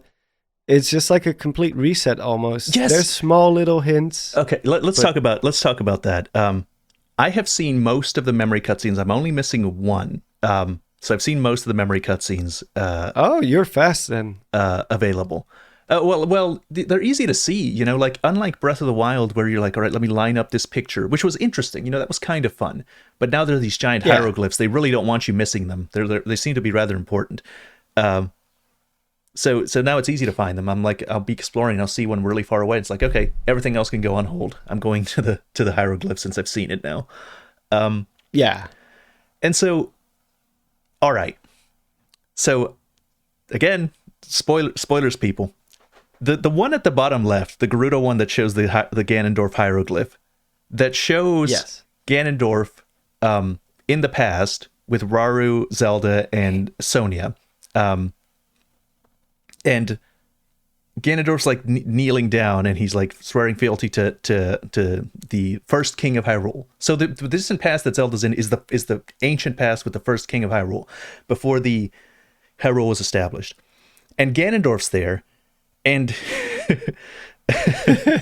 I know where you're going, probably. Why is Ganondorf there? What is happening? It's almost like, maybe it explains. Well, let me ask in the vaguest way possible. Does it give an explanation that you're satisfied with about his presence here through the events of the main story or the memory cutscenes? No. So just no. Just no. That's awesome. It's either a complete reboot or soft reboot or something, or this is supposed to take place like after That's the what I'm original saying. timeline. I was saying that on my stream when I was streaming. It's like, this doesn't make any sense. Like it's like the timeline doesn't mean anything anymore. Almost like no. I'm looking at this. The timeline means nothing to Nintendo. This is like a retelling of Ocarina. They call the war the Imprisoning War, which is from A Link to the Past. You know, yes. It has sky islands like Skyward Sword. So it's like, so like the whole thing. It's like they don't care. This is a reboot. This is an alternate dimension. This is a complete reboot of the series. They're retelling the history of all the old Zelda games again in a new form. This has nothing to do with the timeline. Like I was always a fan of the Convergence timeline because it seemed like Nintendo was using that as an excuse to soft reboot the series. But it's like but it's like they're like, we don't need a fucking excuse. We don't need to excuse ourselves at all. We don't need a Convergence timeline. This is an alternate timeline. This has nothing to do with the past. Ganondorf is here. He was born in a place where he shouldn't be. He's never been anything other than Ganondorf, apparently. Like, screw everything else. Yeah. That seems to be the solution that they come up with, which I guess I'm here for it. You know, I guess that's fine. I'm just shocked they had the balls. Yeah, well, I'm here for it, and I'm also not, because I feel like they're making things more complicated than it should. Like, I wouldn't have any problems with it if it wasn't for the fact that Nintendo does constantly try. They keep trying to make it all work. They put out this whole book, Creating a Champion, to explain everything away. Like, oh, Breath of the Wild takes place at the end of everything else. And so far into the future that technically the old timeline doesn't matter anymore, which I was totally for. I was like, yeah, let's do that. Let's leave the old timeline behind and just start anew. But then they come up with this game, and then they're like, well, this is the first king of Hyrule, and the Zonai came down from the heavens, and they established Hyrule, which is something you learn like way early in the game. Yeah, like the first murals already, and you're like, wait, what? How does that completely contradicts Skyward Sword? That contradicts everything. So either this has to take place like so far after the original timeline that Hyrule was kind of like refounded in a way, or it, like you said, it's just a reimagining, like a new version of past historical events. Yeah. Yeah, like the whole thing just condensed into a single game. The scene with Ganondorf is clearly a callback to that Ocarina of Time scene where Ganondorf is kneeling to the King of Hyrule, plotting betrayal. Yeah. You know, it's clear, that's obviously what that is. So this Ganondorf doesn't seem to be that Ganondorf. Like, it's clearly, this is a human that was born. You know, he was born, he wasn't revived. He didn't reincarnate. It doesn't look like this Ganondorf is that Ganondorf. It's just a new guy with plotting his very first fledgling evil plan.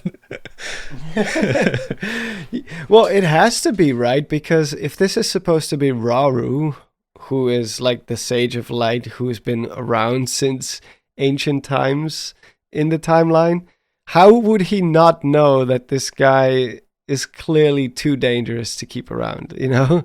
Because I think they do kind of mention like, oh, this guy has some evil surrounding him, and Rauru is like, oh, it's fine. I know.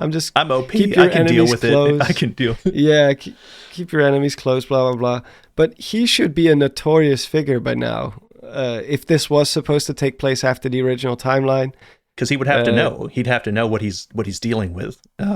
Yeah, what he's capable of, and that he is literally the incarnation of demise in a way. And people just don't like that. That's one part that was also kind of like where I just nobody knows what Ganondorf is. Nobody knows who Ganondorf is. Zelda looks at him. She looks straight at his eyes. She's like, I don't know about this guy. He's kind of suspicious. She even says like even his name kind of feels wrong. It's like, oh really, like the Calamity Ganon, like the first 5 letters of his name didn't tip you off. Like it didn't like ring a bell to you, like Ganondorf. That thing that you held prisoner for more than like a century. So when you really start picking apart the story, yeah, it doesn't make sense unless it's a reboot. The only, I guess, the only way I can think to have it continue being part of the timeline is if Ganondorf dies in whatever timelines he completely dies, doesn't get resurrected like in the Fallen Hero timelines, like just actually dies in all 3 timelines or something. And then whatever timeline he's in, or if it's a convergence, whatever it happens to be, he actually gets born again, gets named Ganondorf again by the Gerudo. And this all takes place after like the farthest thing before Breath of the Wild. So it takes place so far into the future that Hyrule gets refounded. Ganondorf is born again as Ganondorf, which has never happened except for that one in Four Swords Adventures. Yeah, which we don't talk about because that's dumb. So the only way that happened is if that's happened, and that just seems so much less elegant than if we just assume Nintendo is like, this is a retelling of the series.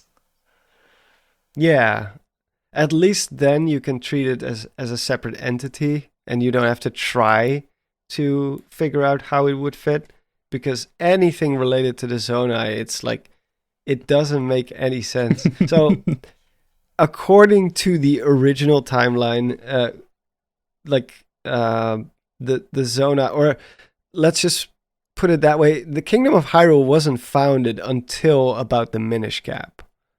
Like right before the Minish Cap. And then before that you had the Interloper War, which eventually leads into Twilight Princess.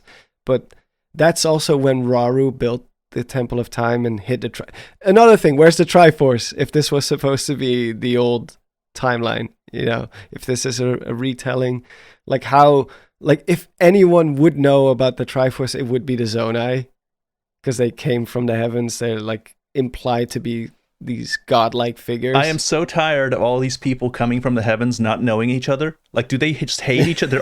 They're all racist. They don't talk to each other. Like the Zonai don't talk to the Uka. They don't talk to the people in the sky from Minish Cap. They don't talk to anybody. They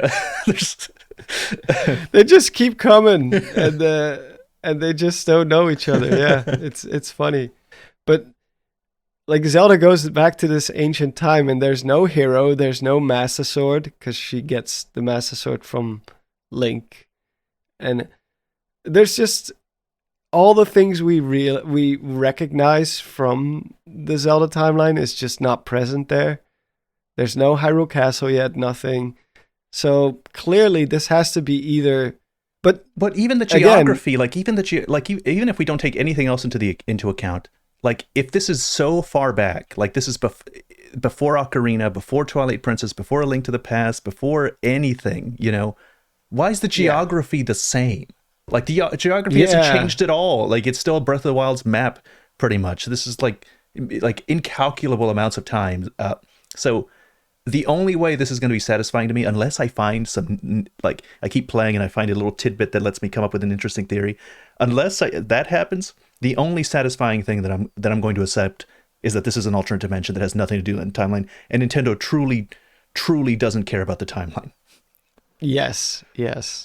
Well, I would love to assume that they really tried, and they this is just the best they could do without having to, because obviously Breath of the Wild brought in a lot of new people who are not going to be invested in the original Zelda timeline. They're not going to read all the books, and I understand. It's a very long running series. It's been going on for almost 4 decades now. They cannot expect everyone to be as invested. Like with Kingdom Hearts, it's already hard, and there's only 4 or 5 games. So I can understand why they want to at least make it digestible for anyone, and you don't have to read up, but at least satisfy the old folks too, the hardcore lore freaks out there. Well, the real problem is them. Like they did this in the first place. Nobody forced them to make the Hyrule Historia. Like nobody forced them to keep connecting their games to other games in the timeline. They did it in the games. They did it from the first game. Like this isn't, a lot of people, I hear a lot of people assuming that Nintendo caved to the fans and created the timeline as a way to placate fans that were constantly talking about the timeline. No, that's not what happened. That is not what happened. Nintendo from the first game connected the first game to the second and the second to the third, and they kept doing it every single time themselves. They didn't need any help connecting their games to each other canonically. Yeah. And then changing it, with Ocarina being a retelling of the original Imprisoning War, and then this seeming to be a retelling of Ocarina and the Imprisoning War and everything. Yeah, it's very easy to say, oh, they just caved in, but they were trying to connect some things here and there. Now it's just that they weren't very good at it. The only issue now is if they have like a new Creating the Champion book for Tears of the Kingdom, and they make the timeline again, and they try and make it all fit. If they do that, I'm just going to throw my hands in the air, and it's like, these people, no, no, it's over. Nope. No. Have you been to the Forgotten Temple? Yes, I have been to the Forgotten Temple. So you remember how in Creating a Champion it said, like, oh, the Forgotten Temple was built as a sort of memorial to commemorate the endless battles between the heroes of Hyrule against evil over the ages. And then in this game, they just completely retconned that. Yeah. Hey, look, there's a Zonai stuff behind the statue of the goddess. I'm like, what? Yeah, it has nothing to do with that anymore suddenly. And there's a couple of more mysteries which I won't spoil for you, but let's just say I wasn't very satisfied with the answer. Ooh, okay. I will give you an example. I'm not going to tell you what it is, but I will just give you an example because it's my most recent video about the 8th heroine.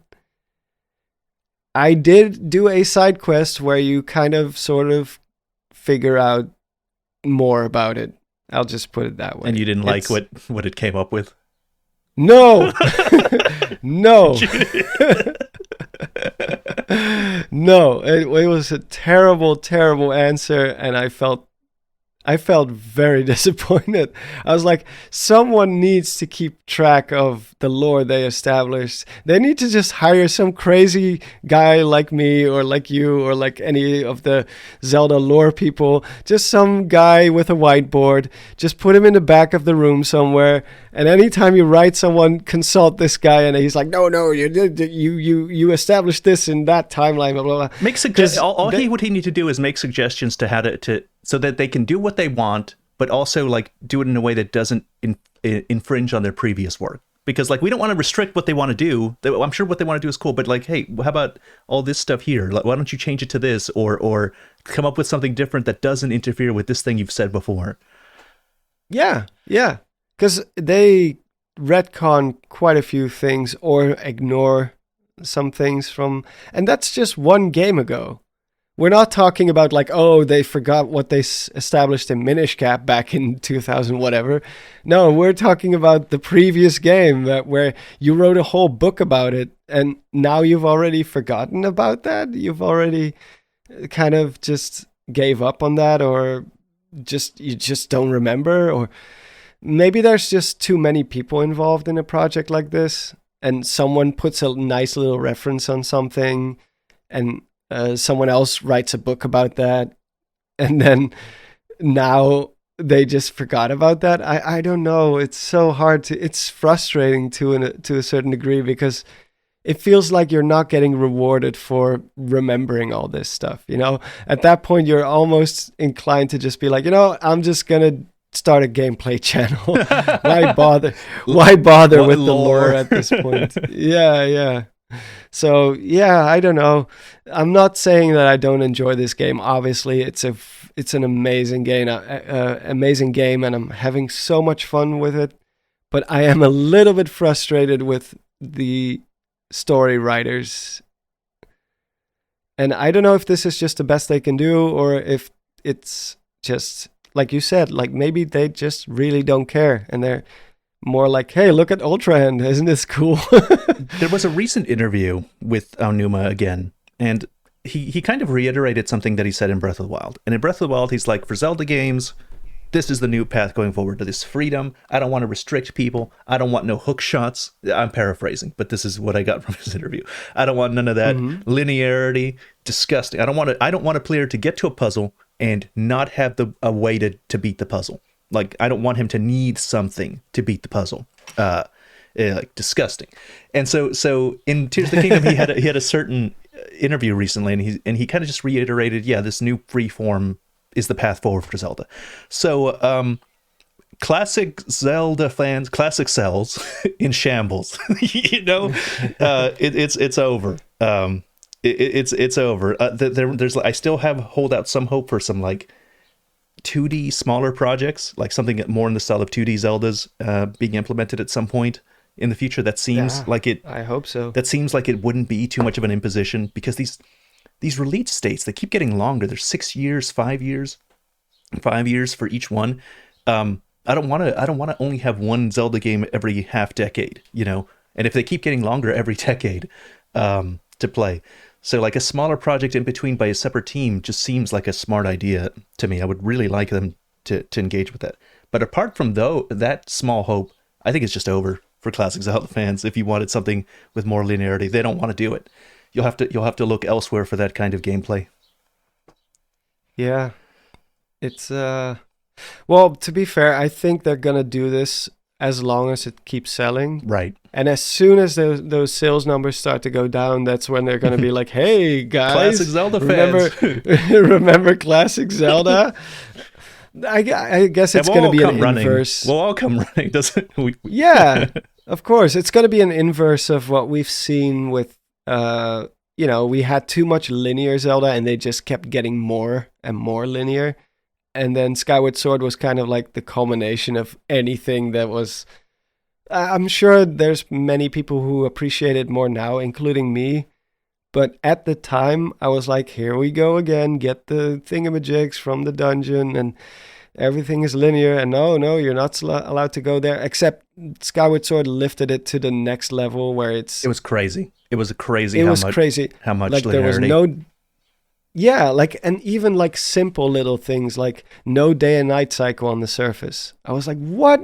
That's one of my favorite It things. wasn't an open world Was game. I stand by my problem with Skyward Sword was always that, you know, in other Zelda games you had downtime. You could do something else. Like, so I all right, I just got done with the Goron dungeon in Ocarina of Time. Let me go back to Market Town, engage with the mask mini game, you know, like go around, do stuff, like go back to Kokiri Forest, see what they're doing. You know, go to Lon Lon Ranch and do the Lon Lon Ranch quest. Like there's stuff to do that you can just stop doing puzzles. You can stop doing quests. But in Skyward Sword, every single thing was a puzzle. There was no overworld really. There was a series of long puzzles that led up to the dungeon, and then you get to the dungeon. They make you go do more puzzles to open the dungeon door, and then you open the dungeon door and get to the actual dungeon, and then you have dungeon puzzles. And I felt like I was just always in a dungeon. There was never a break. There was nowhere I could go to relax. Just let me be. Let me walk a few steps without having to do a puzzle. Yeah, I agree. It was just too. They went a little too far with it, and I think that was the breaking point because that game, even though I appreciate it much more now, like a lot more, um, I think it was time for a change. After that game, it was time for a change, and Breath of the Wild was the change that we needed. I think it was an amazing game for the time, and I had a lot of fun with it. Some of my favorite memories will always be Breath of the Wild related. And Tears of the Kingdom nicely, followed up on that. Where it's like, oh, it's Breath of the Wild, but even bigger. It's Breath of the Wild Plus. But I don't think they're going to be able to do this for another decade or something. At some point, people are going to be craving old Zelda. Because how would they even keep doing this? Like, okay, so what I mean by this is like Ocarina of Time came out, and Ocarina of Time established the norms and traditions for Zelda for like 24 years. You know, like, well, yeah. no, 20 years, something like that. And Yeah. they could keep doing that. Like the style was lasting enough that they could keep doing that for 20 years solid. Game after game after game after game. Mm-hmm. This when did Breath of the Wild come out? 2017. It's Yes. It's 5 years now. It'll be another 5 years before we get another game out of Zelda. So at that point, it's 15 years. It's 15 years for 3 games. Whereas, you know, Ocarina of Time established like a series that, you know, they kept pumping those suckers out. They kept making Zelda games a lot. I don't know how they can't possibly keep the same art style again, can they?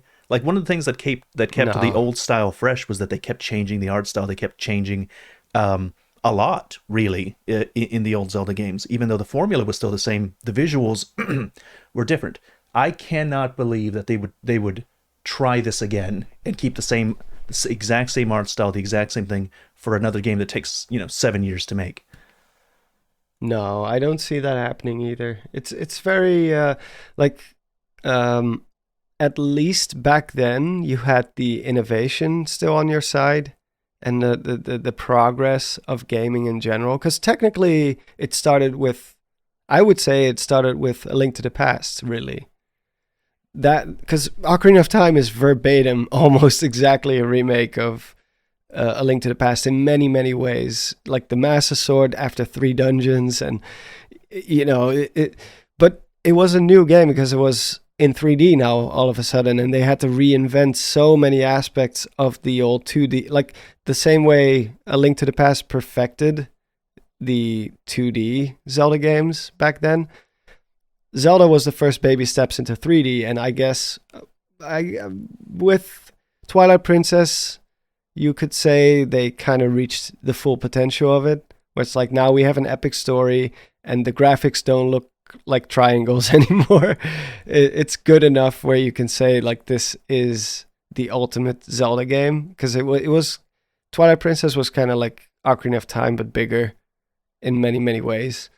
And then Skyward Sword came along, which really tried, and you can tell that they really tried to mix up the formula with that one. And in some ways they did. But I guess not enough to a point where people really started appreciating it. And with Breath of the Wild, they finally did it, where it was like, this is Zelda unlike you've ever seen before. And Tears of the Kingdom doesn't do any of that. It's just same art style, same. Yeah. There's no way to go forward. Like, it doesn't iterate. Yeah.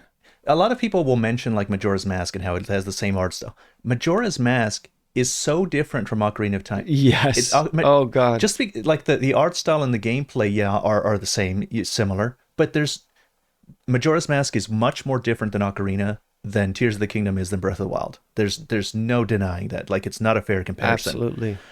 And I just don't know how. Well, I'm not Nintendo. Like, I don't envy their position.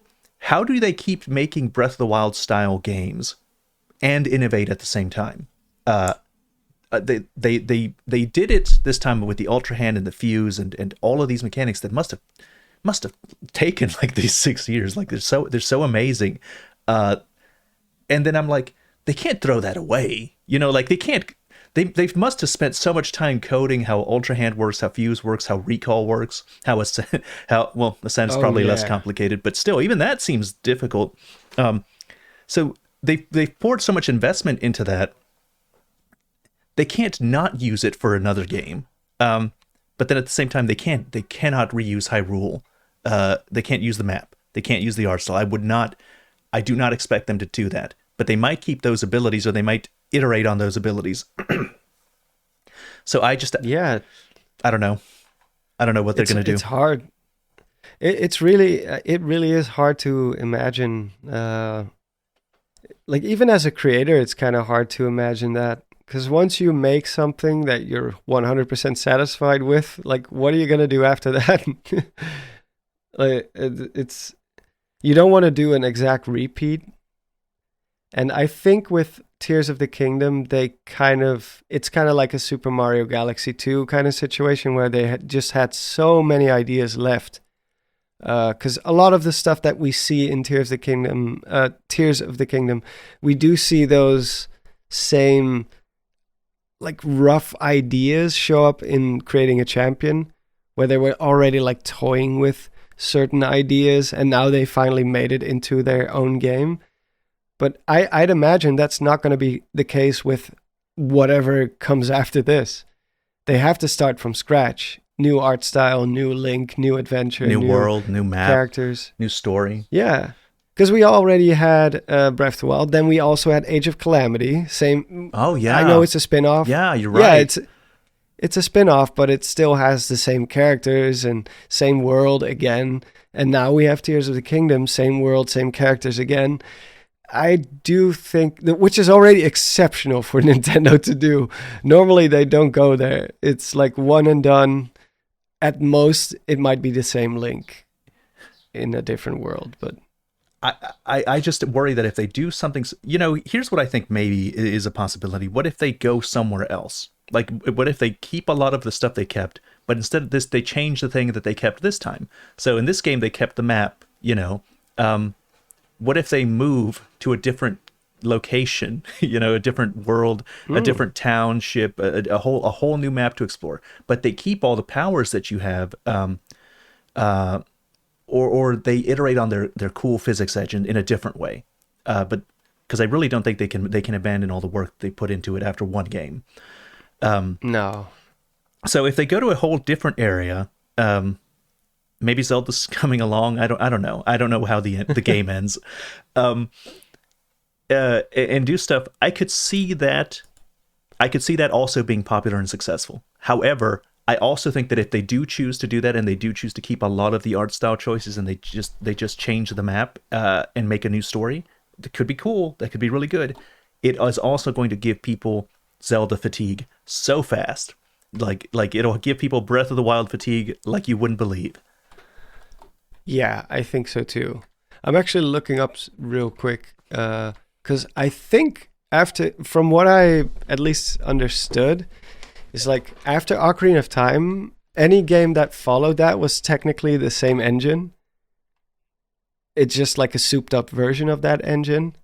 And I think with Breath of the Wild was the first time, or maybe Skyward Sword, I'm not sure, but one of those games is the first time where they actually started from scratch, which is why, for Breath of the Wild at least, it took so long to make the game. Establishing a completely new engine from scratch.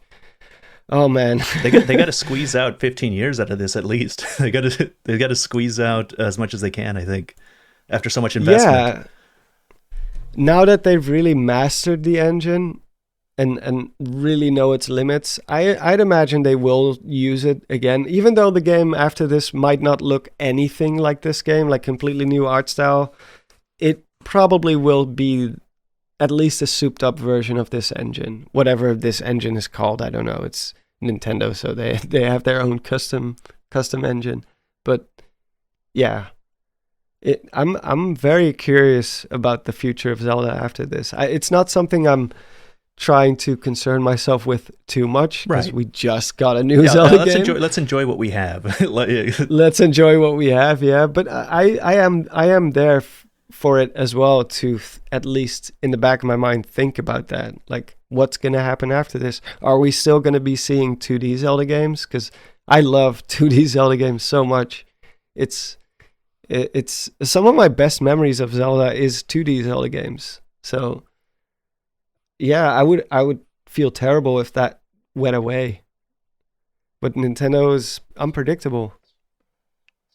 Okay, there's one last thing I want to talk about, and this, guys, I gave you your spoiler warning already. This is spoilery stuff. Okay, so I know where Zelda is, but I haven't gotten to it yet. I was exploring around. I went into the Lost Woods. I couldn't figure out how to do it, but I realized, here's the thing. I was streaming it for several days. I'm not going to do that anymore, I think, because there's no way to silence the chat fast enough. Like, you can put a little pinned comment, but people will give you hints. They'll tell you things that they don't think is spoilers. What they consider spoilers is not what I consider spoilers. And so I was going to the Lost Woods, and I was like, I guess I can't come here yet. I will go elsewhere. And somebody says, solutions somewhere close by. And I was like, don't tell me nothing. Now I know there's a solution. Now I know it's not something that I'm missing that I have to come back later. Like, I don't want to know that. That's too much information. And so later I go, and I was like, well, now I know. So I go and I see the Malice Hole, and I go down there. It's like, somewhere around here is the solution. I'm sure of it. So I figure it out. I cure the Deku Tree.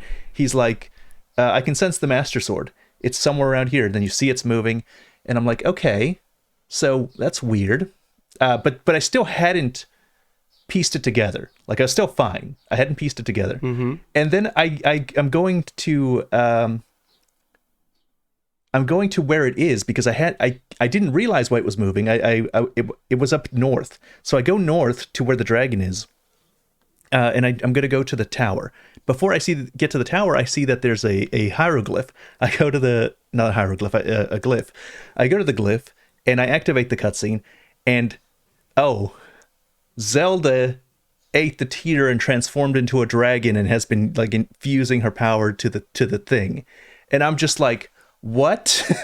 What? And then it hits me like a ton of bricks. Like, first of all, that's some Elden Ring stuff right there. Like, you eat a dragon tear thing to become a dragon and gain immortality, but you lose a lot of yourself and you're forever changed when you do that. It's a very Elden Ring thing to do. And then I remember at the very beginning, when you get to the Sky Island area, you see that light dragon in the sky. Yeah. So it's just chilling. Yeah, just chilling. And I was like, she was there all along.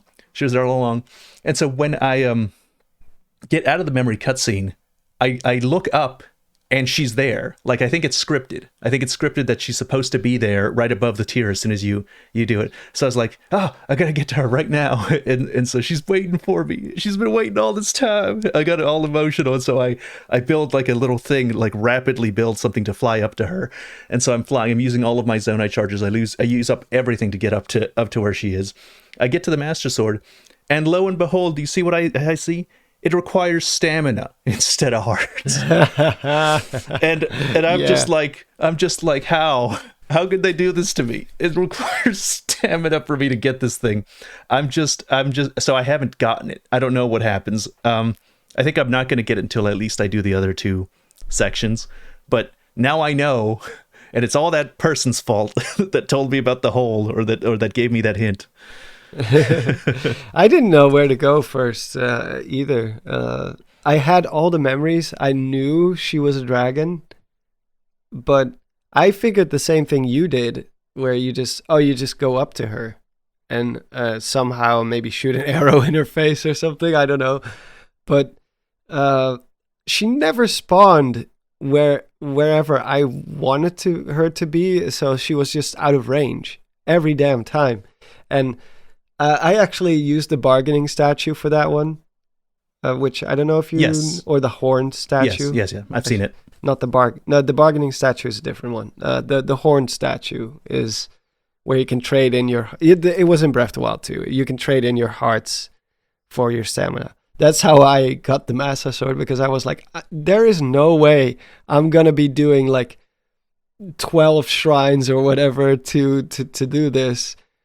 I want to know now. I want to know what happens if I pull the Master Sword. Come on. So I just... luckily, I did already have like 1.5 stamina meter. So it only took like 3 hearts or something that I had to trade in. But yeah, that's one part of the story that I really think is well done. It was great. It was wonderful. It was really good. It hurt. Nobody guessed this. Yeah, nobody thought that was the case. My chat was watching me. They didn't spoil this, but I would look at the light dragon, and I took a picture of it, and then I went to the album and I read the description. It said a spirit that turned into the dragon, and I was like, that has a lot going with that dragon theory that I was talking about with Limcube. That might be. Rauru. That might be Rauru. Kind of like the hair kind of looks like Rauru. I'm going with that for now. No idea. I was so wrong. Everybody was. I don't think I've seen a single theory video that predicted this one. Yeah. And that's a good sign. Yeah. That's a good sign. And it was it was good. She just waited. Actually, didn't we talk about that in our last podcast? I was like, maybe she just waits. Maybe she just waits, and that's how she gets back to the future like she did last time. Yeah, I do remember someone saying something like that. I don't remember how, but this made perfect sense. Like, you become an immortal dragon, you just live forever. And I think it was on its own, it's a very good story. It just doesn't tie into the rest of the series very well. But as a self-standing story, it was pretty well done. Although I do have to say, again, obviously spoilers everywhere, but you have seen all the memories. So not all of them. I'm missing one. I don't know where it is. Oh no, but this is one that you have definitely seen. Okay.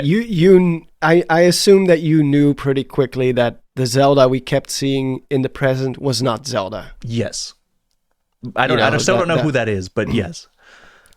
Like, you just at some point realize that it something didn't add up. But there's a memory that explains what that means. Oh, maybe that's the one I haven't seen then, because I don't know. I still don't know who that is or what's going on with that Zelda. Oh, okay, could be. Well, I'm not going to get into detail, but at some point that something's not entirely right. You figure that out as soon as you go to the Gorons, because but it's like, yeah, Zelda is getting everyone high on this on this new stuff. And you're like, that's weird. But there's a memory that explains it.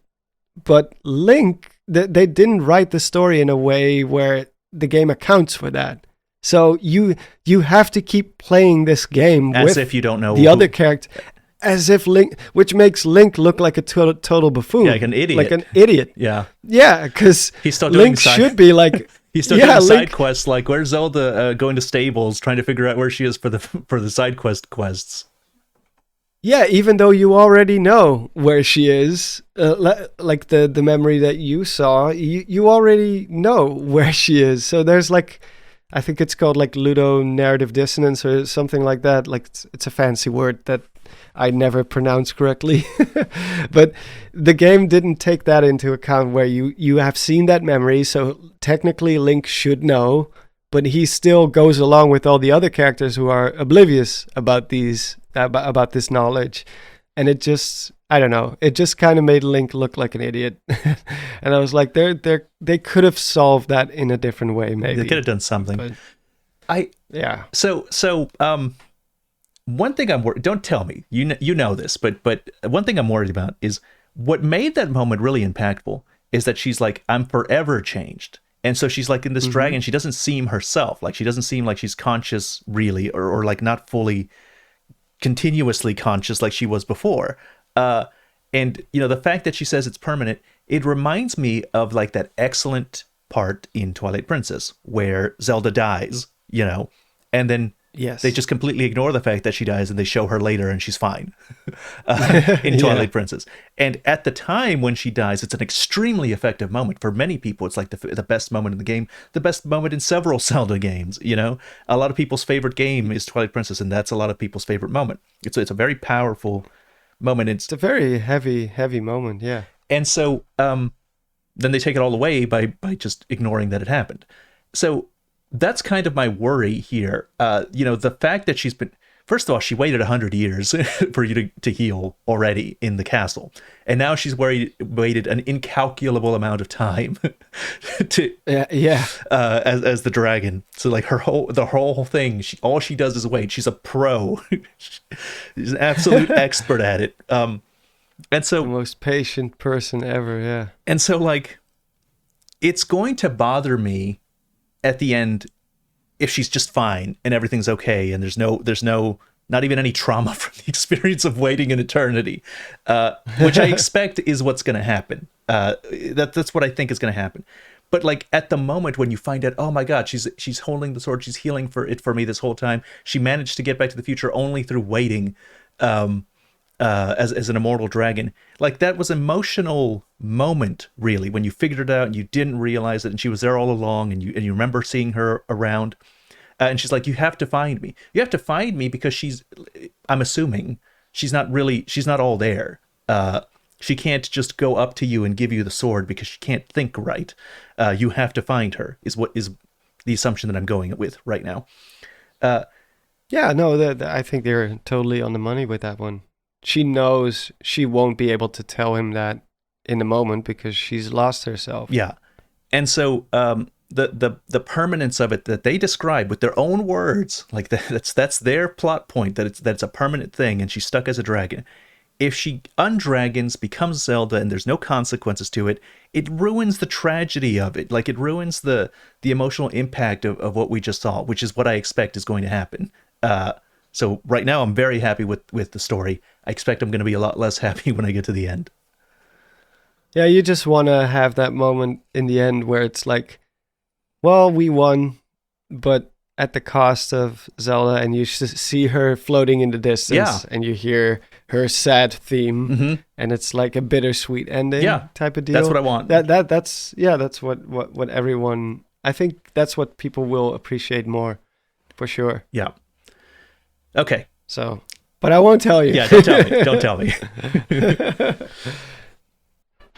But yeah, so far the story has been, it's been more direct than Breath of the Wild's story. Breath of the Wild was so in the background, where if you didn't read Creating a Champion, you probably didn't even care.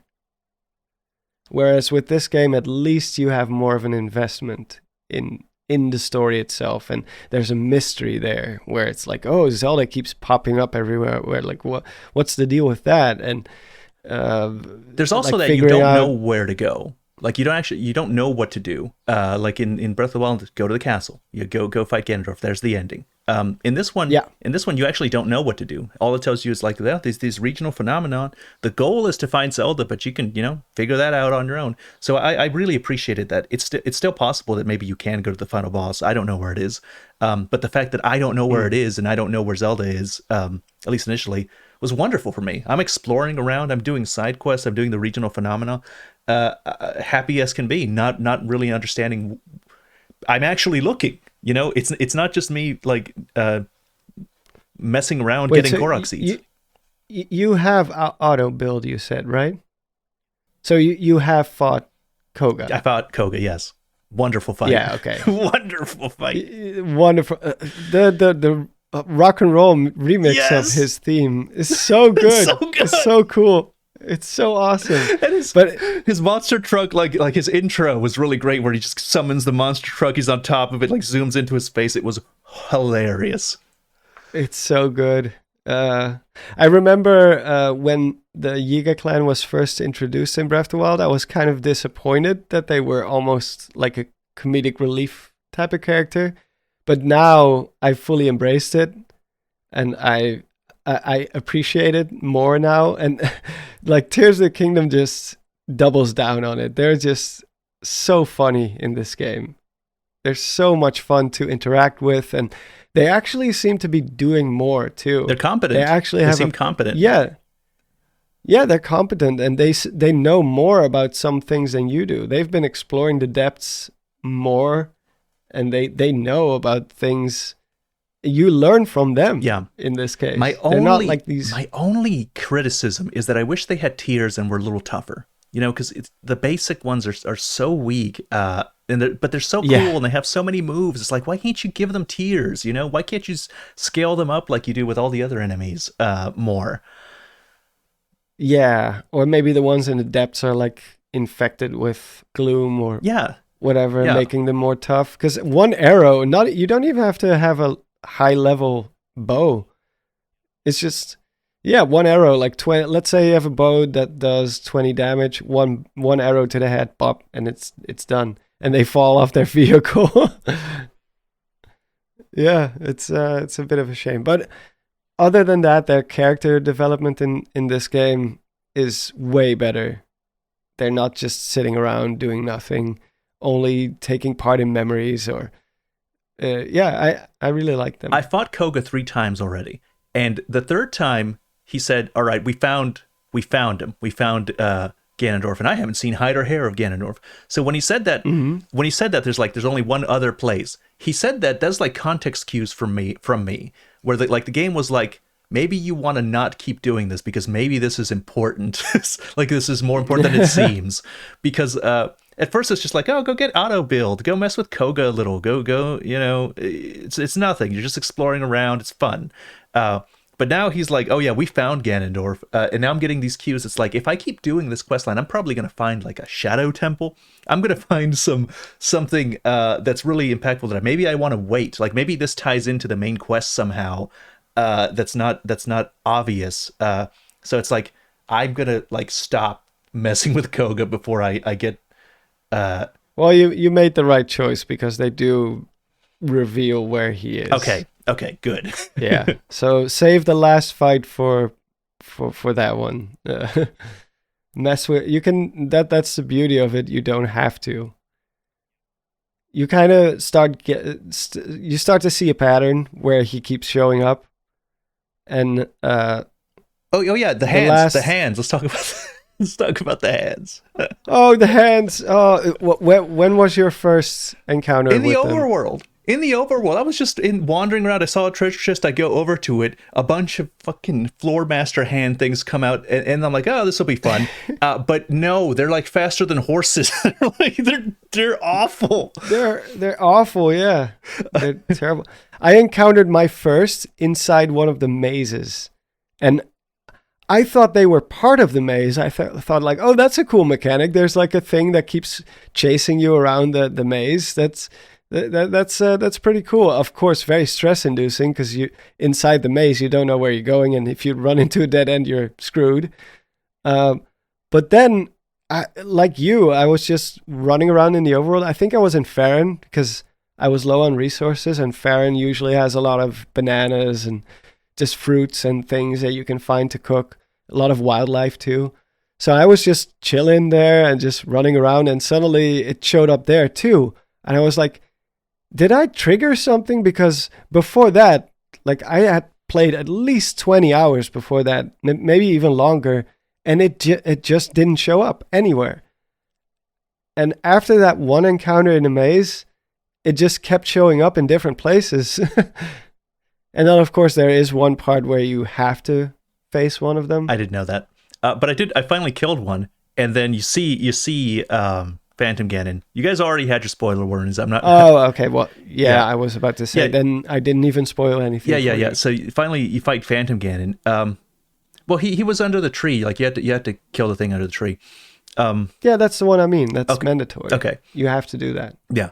And so there's Phantom Ganon, and I was so happy that was a thing, because one of the things I really wanted to see was fight dehydrated Ganondorf. And I still don't know if he rehydrates for our final fight. I'm assuming he turns into that big demise thing. So I'll say that counts. But his scary dehydrated form was such a cool aesthetic. Like it's such an intimidating figure. I was like, it would be a shame if we don't get to fight that version too. Yeah. And the voice of dehydrated Ganon is so cool. Wonderful. Like the opening segment is one of the best opening segments to a Zelda game ever. One of maybe the best, maybe my favorite. It was so impressive because he really there's no reason why he just crushed the Master Sword. He just did it because fuck you. He's like, he was like, oh, was that the sword that seals darkness? You're gonna need something less fragile than that. Like, just barely managed to like one piece of it manages to cut it. He just destroys you so easily. All your hearts get taken. It was so wonderful.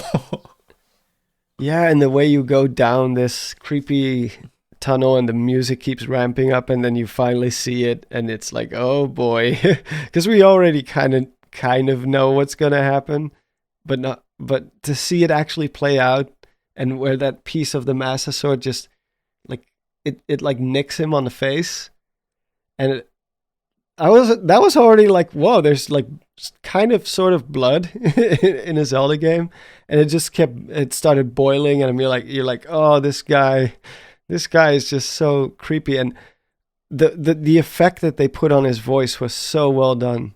It really sounded like he was ancient, like he had been asleep for millennia. I haven't seen it in English. Is it good? Is it really good in English too? Yeah. Okay. Yeah. It's really well done. The Japanese was also excellent. It was also very good. Like, he does that inhaling talking thing at some point, which is really creepy. It's almost horror-esque. I gotta go watch it. I gotta go watch it in English. That's probably what I'll do right after this podcast. Yeah. I like his voice more when he's dehydrated than in the cutscenes.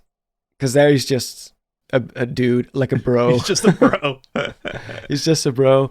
But in the, like, his, let's say, mummy version, he actually sounds like this ancient being, which, I don't know. It just sounds really creepy. Whoever did the voice, I'm not sure. They did a very, very good job with that. I think he says something along the lines of, you who wields that sword are Link. But the way he says our Link, it's like he inhales the words, like, our Link. And you're like, whoa, that sounds so creepy. It's really, really well done. So, yeah, most intimidating version of Ganondorf ever, for sure. So you did the Japanese version? Yeah. I started with Japanese. I can respect that. I played in English Breath of the Wild, and I thought it was fine. But then I heard a Japanese version later down the line. I didn't play when the Japanese patch came out, so I hadn't ever heard it. But I thought the Japanese Zelda sounded so much better. Like the Japanese most character, Urabosa, sounded so much better. I enjoyed them so much. I was like, okay, I'm just going to play the whole thing in Japanese if they give me the option on release.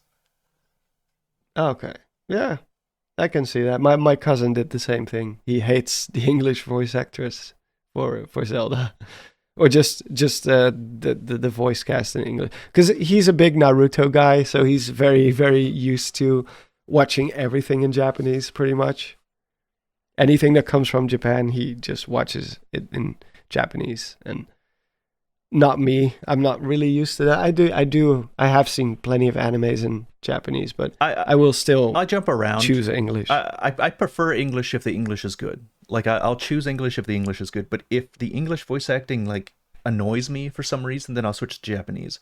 I prefer English. That's what I would like to listen to. Yeah. But there's a lot of English voice actors, and sometimes like in animes, they reuse the same 5 people over and over. Yes, There's not enough of it. I know exactly what you mean. Eventually, like there are just some Japanese. There are just some choices where I'll go Japanese just because it seems like I'll enjoy it more. Yeah, I can see that. Well, unfortunately, there's no Dutch version. Only a German version. I guess I could try that one. Do they have Dutch subtitles? Yeah, they do. Okay, Yeah. well that's something. All that's the extent of it. They don't go all the way just yet. They have Italian, they have French, I think Spanish too, German, and I think that's it. That's where they draw the line when it comes to European languages, because there's just so many, and Dutch is like, it's not exactly a world language. So like we do dub things here, mainly kids TV and kids movies. So for example, the Super Mario movie that just came out, there is a Dutch version for that one as well. But anything above that, it's just subtitled. Do you have? It's not really do you have? Since you speak 2 languages, did you ever think of like doing that thing where you can switch the languages on your channel? So like if I can go to your channel video, like YouTube recently did a thing where I can switch to Dutch and you will instantly just start talking in Dutch. You'll have a Dutch version of the audio. That's a thing? Yeah. Yeah. Man, I need to get better at my job. I didn't know that existed. Yeah. Since you speak 2 languages, you could probably also appeal to the Dutch market that way. Well, for the Dutch market, it really isn't necessary because Dutch people are really good at English. Yeah, not. I'm not. I don't mean that as a way to brag, but it's just Dutch people are so brought up with English television. It's just almost second. Even people that are like in their 60s here, they speak perfectly well when it comes to English, which is not something you would expect. Usually, it's like the younger generation who grew up with the internet. They are good at English, and anything below that, just they don't know. But I guess because we don't really like, how it's in like in Germany and in France and stuff, they dub everything. They literally have a German Tom Cruise, just the guy who voices all the movies featuring Tom Cruise. Really? There's a specific actor for just Tom Cruise. Yeah. That's great. That's funny. Both in France and in Germany, and they've never really done that here. It's always been subtitled, which is how I learned to speak English to begin with. I knew English before we got English in school, because all my favorite cartoons were all in English. But to get back to Zelda, that does complicate things sometimes, because names can be very different in Dutch. Like Demise is called Fatalot. It's a really weird name. Fatalot. It's weird that they would change it. Okay, so you played Xenoblade Chronicles, right? Yeah, we talked about that at some point. So yeah, I didn't dislike the English one, but there were a lot of moments in the English one that annoyed me. In certain passages, like I was like, okay, that's not very good. I'm gonna switch it to Japanese. The problem was when I switched it to Japanese in Xenoblade Chronicles 2, Pyra's name is Homura in Japanese, but the subtitles didn't change it to Homura. So I'm hearing Homura, like I can hear it in my ears. I know they're talking about Pyra, but I'm reading Pyra. So I'm hearing one thing and I'm reading another, and it annoyed me to no end. This is so frustrating. I put down Xenoblade Chronicles 2 like 3 or 4 times before I finally just decided to switch it to English and tolerate it that way. It was such a disconnect to see the characters saying something in the subtitles and then hearing them say the actual Japanese name. Why can't they switch the Japanese subtitles to say Homura? Like, that's her name in Japanese. Why are you doing this? Yeah. Well, at least when it's spoken, then yeah, it can be pretty jarring. With subtitles, it's kind of different because at least I am used to it. that things don't always match 100%, because some things just don't translate properly from one language to the next, you know. I guess demise was just a name that's not really intuitive for Dutch people, so they changed it to something else. Yeah, I don't know what it means because it's not a Dutch word, fate a lot, but whatever. They changed it to Dutch, but they changed the name to something that's not a Dutch word. That's interesting. Yeah, just something that's more pronounceable for Dutch people, I guess. But it doesn't make any sense translation-wise. It doesn't translate to the same thing at all. So I don't know. I haven't checked out the Dutch version of Tears of the Kingdom just yet. Maybe I will at some point just to have a laugh. But we'll see. All right, I think that's good. Unless you have anything else to comment? No, not real. Not right now, at least. I still have a lot to go when it comes to even though story-wise, like main story-wise, I'm pretty far. This game is so freaking huge. I've only mapped about 50% of the depth so far, and there's many Sky Islands that I haven't been to yet. Many side quests. I haven't been to Lorellan Village. Hey, so yeah. You know what's something interesting about the side quests? Do some side quests disappear like once you clear? Because like there were some side quests that's like, oh, help me with this, but it's during the time where the Gorons are afflicted with their drug abuse. And then like I guess they go away after that. Like I guess there are side quests that you can miss, I suppose. It could be, yeah. I did have a few side quests where they're like, did you hear about this treasure of a secret treasure that's hidden there and there? And then Link does this little explaining motion, like his animation, where he's like, well, actually, and then they're like, oh, you already found it? Oh, cool. And then it's just side quest completed. It's just some treasure that I picked up somewhere, like on a whim, that happened to be part of that side quest. That's all I know. I don't know if side quests actually disappear, but I still have a lot of side quests to do. In fact, I don't think I'm going to be done with this game anytime soon. It's just the story itself. I wanted to get through that before I get spoiled. Before someone spoils you, yeah. Yeah. I was like, let's just get this part over with. Because the exploration part of the game is what I enjoy the most anyway. So, yeah. No, I'm content with this. I guess next time we talk, you will have finished the game as well. Yeah, and then we'll have more to talk about. Yep. We can get into the actual story and complain some more. All right. Well, this has been the Yggdrasil podcast. Thank you all very much for listening.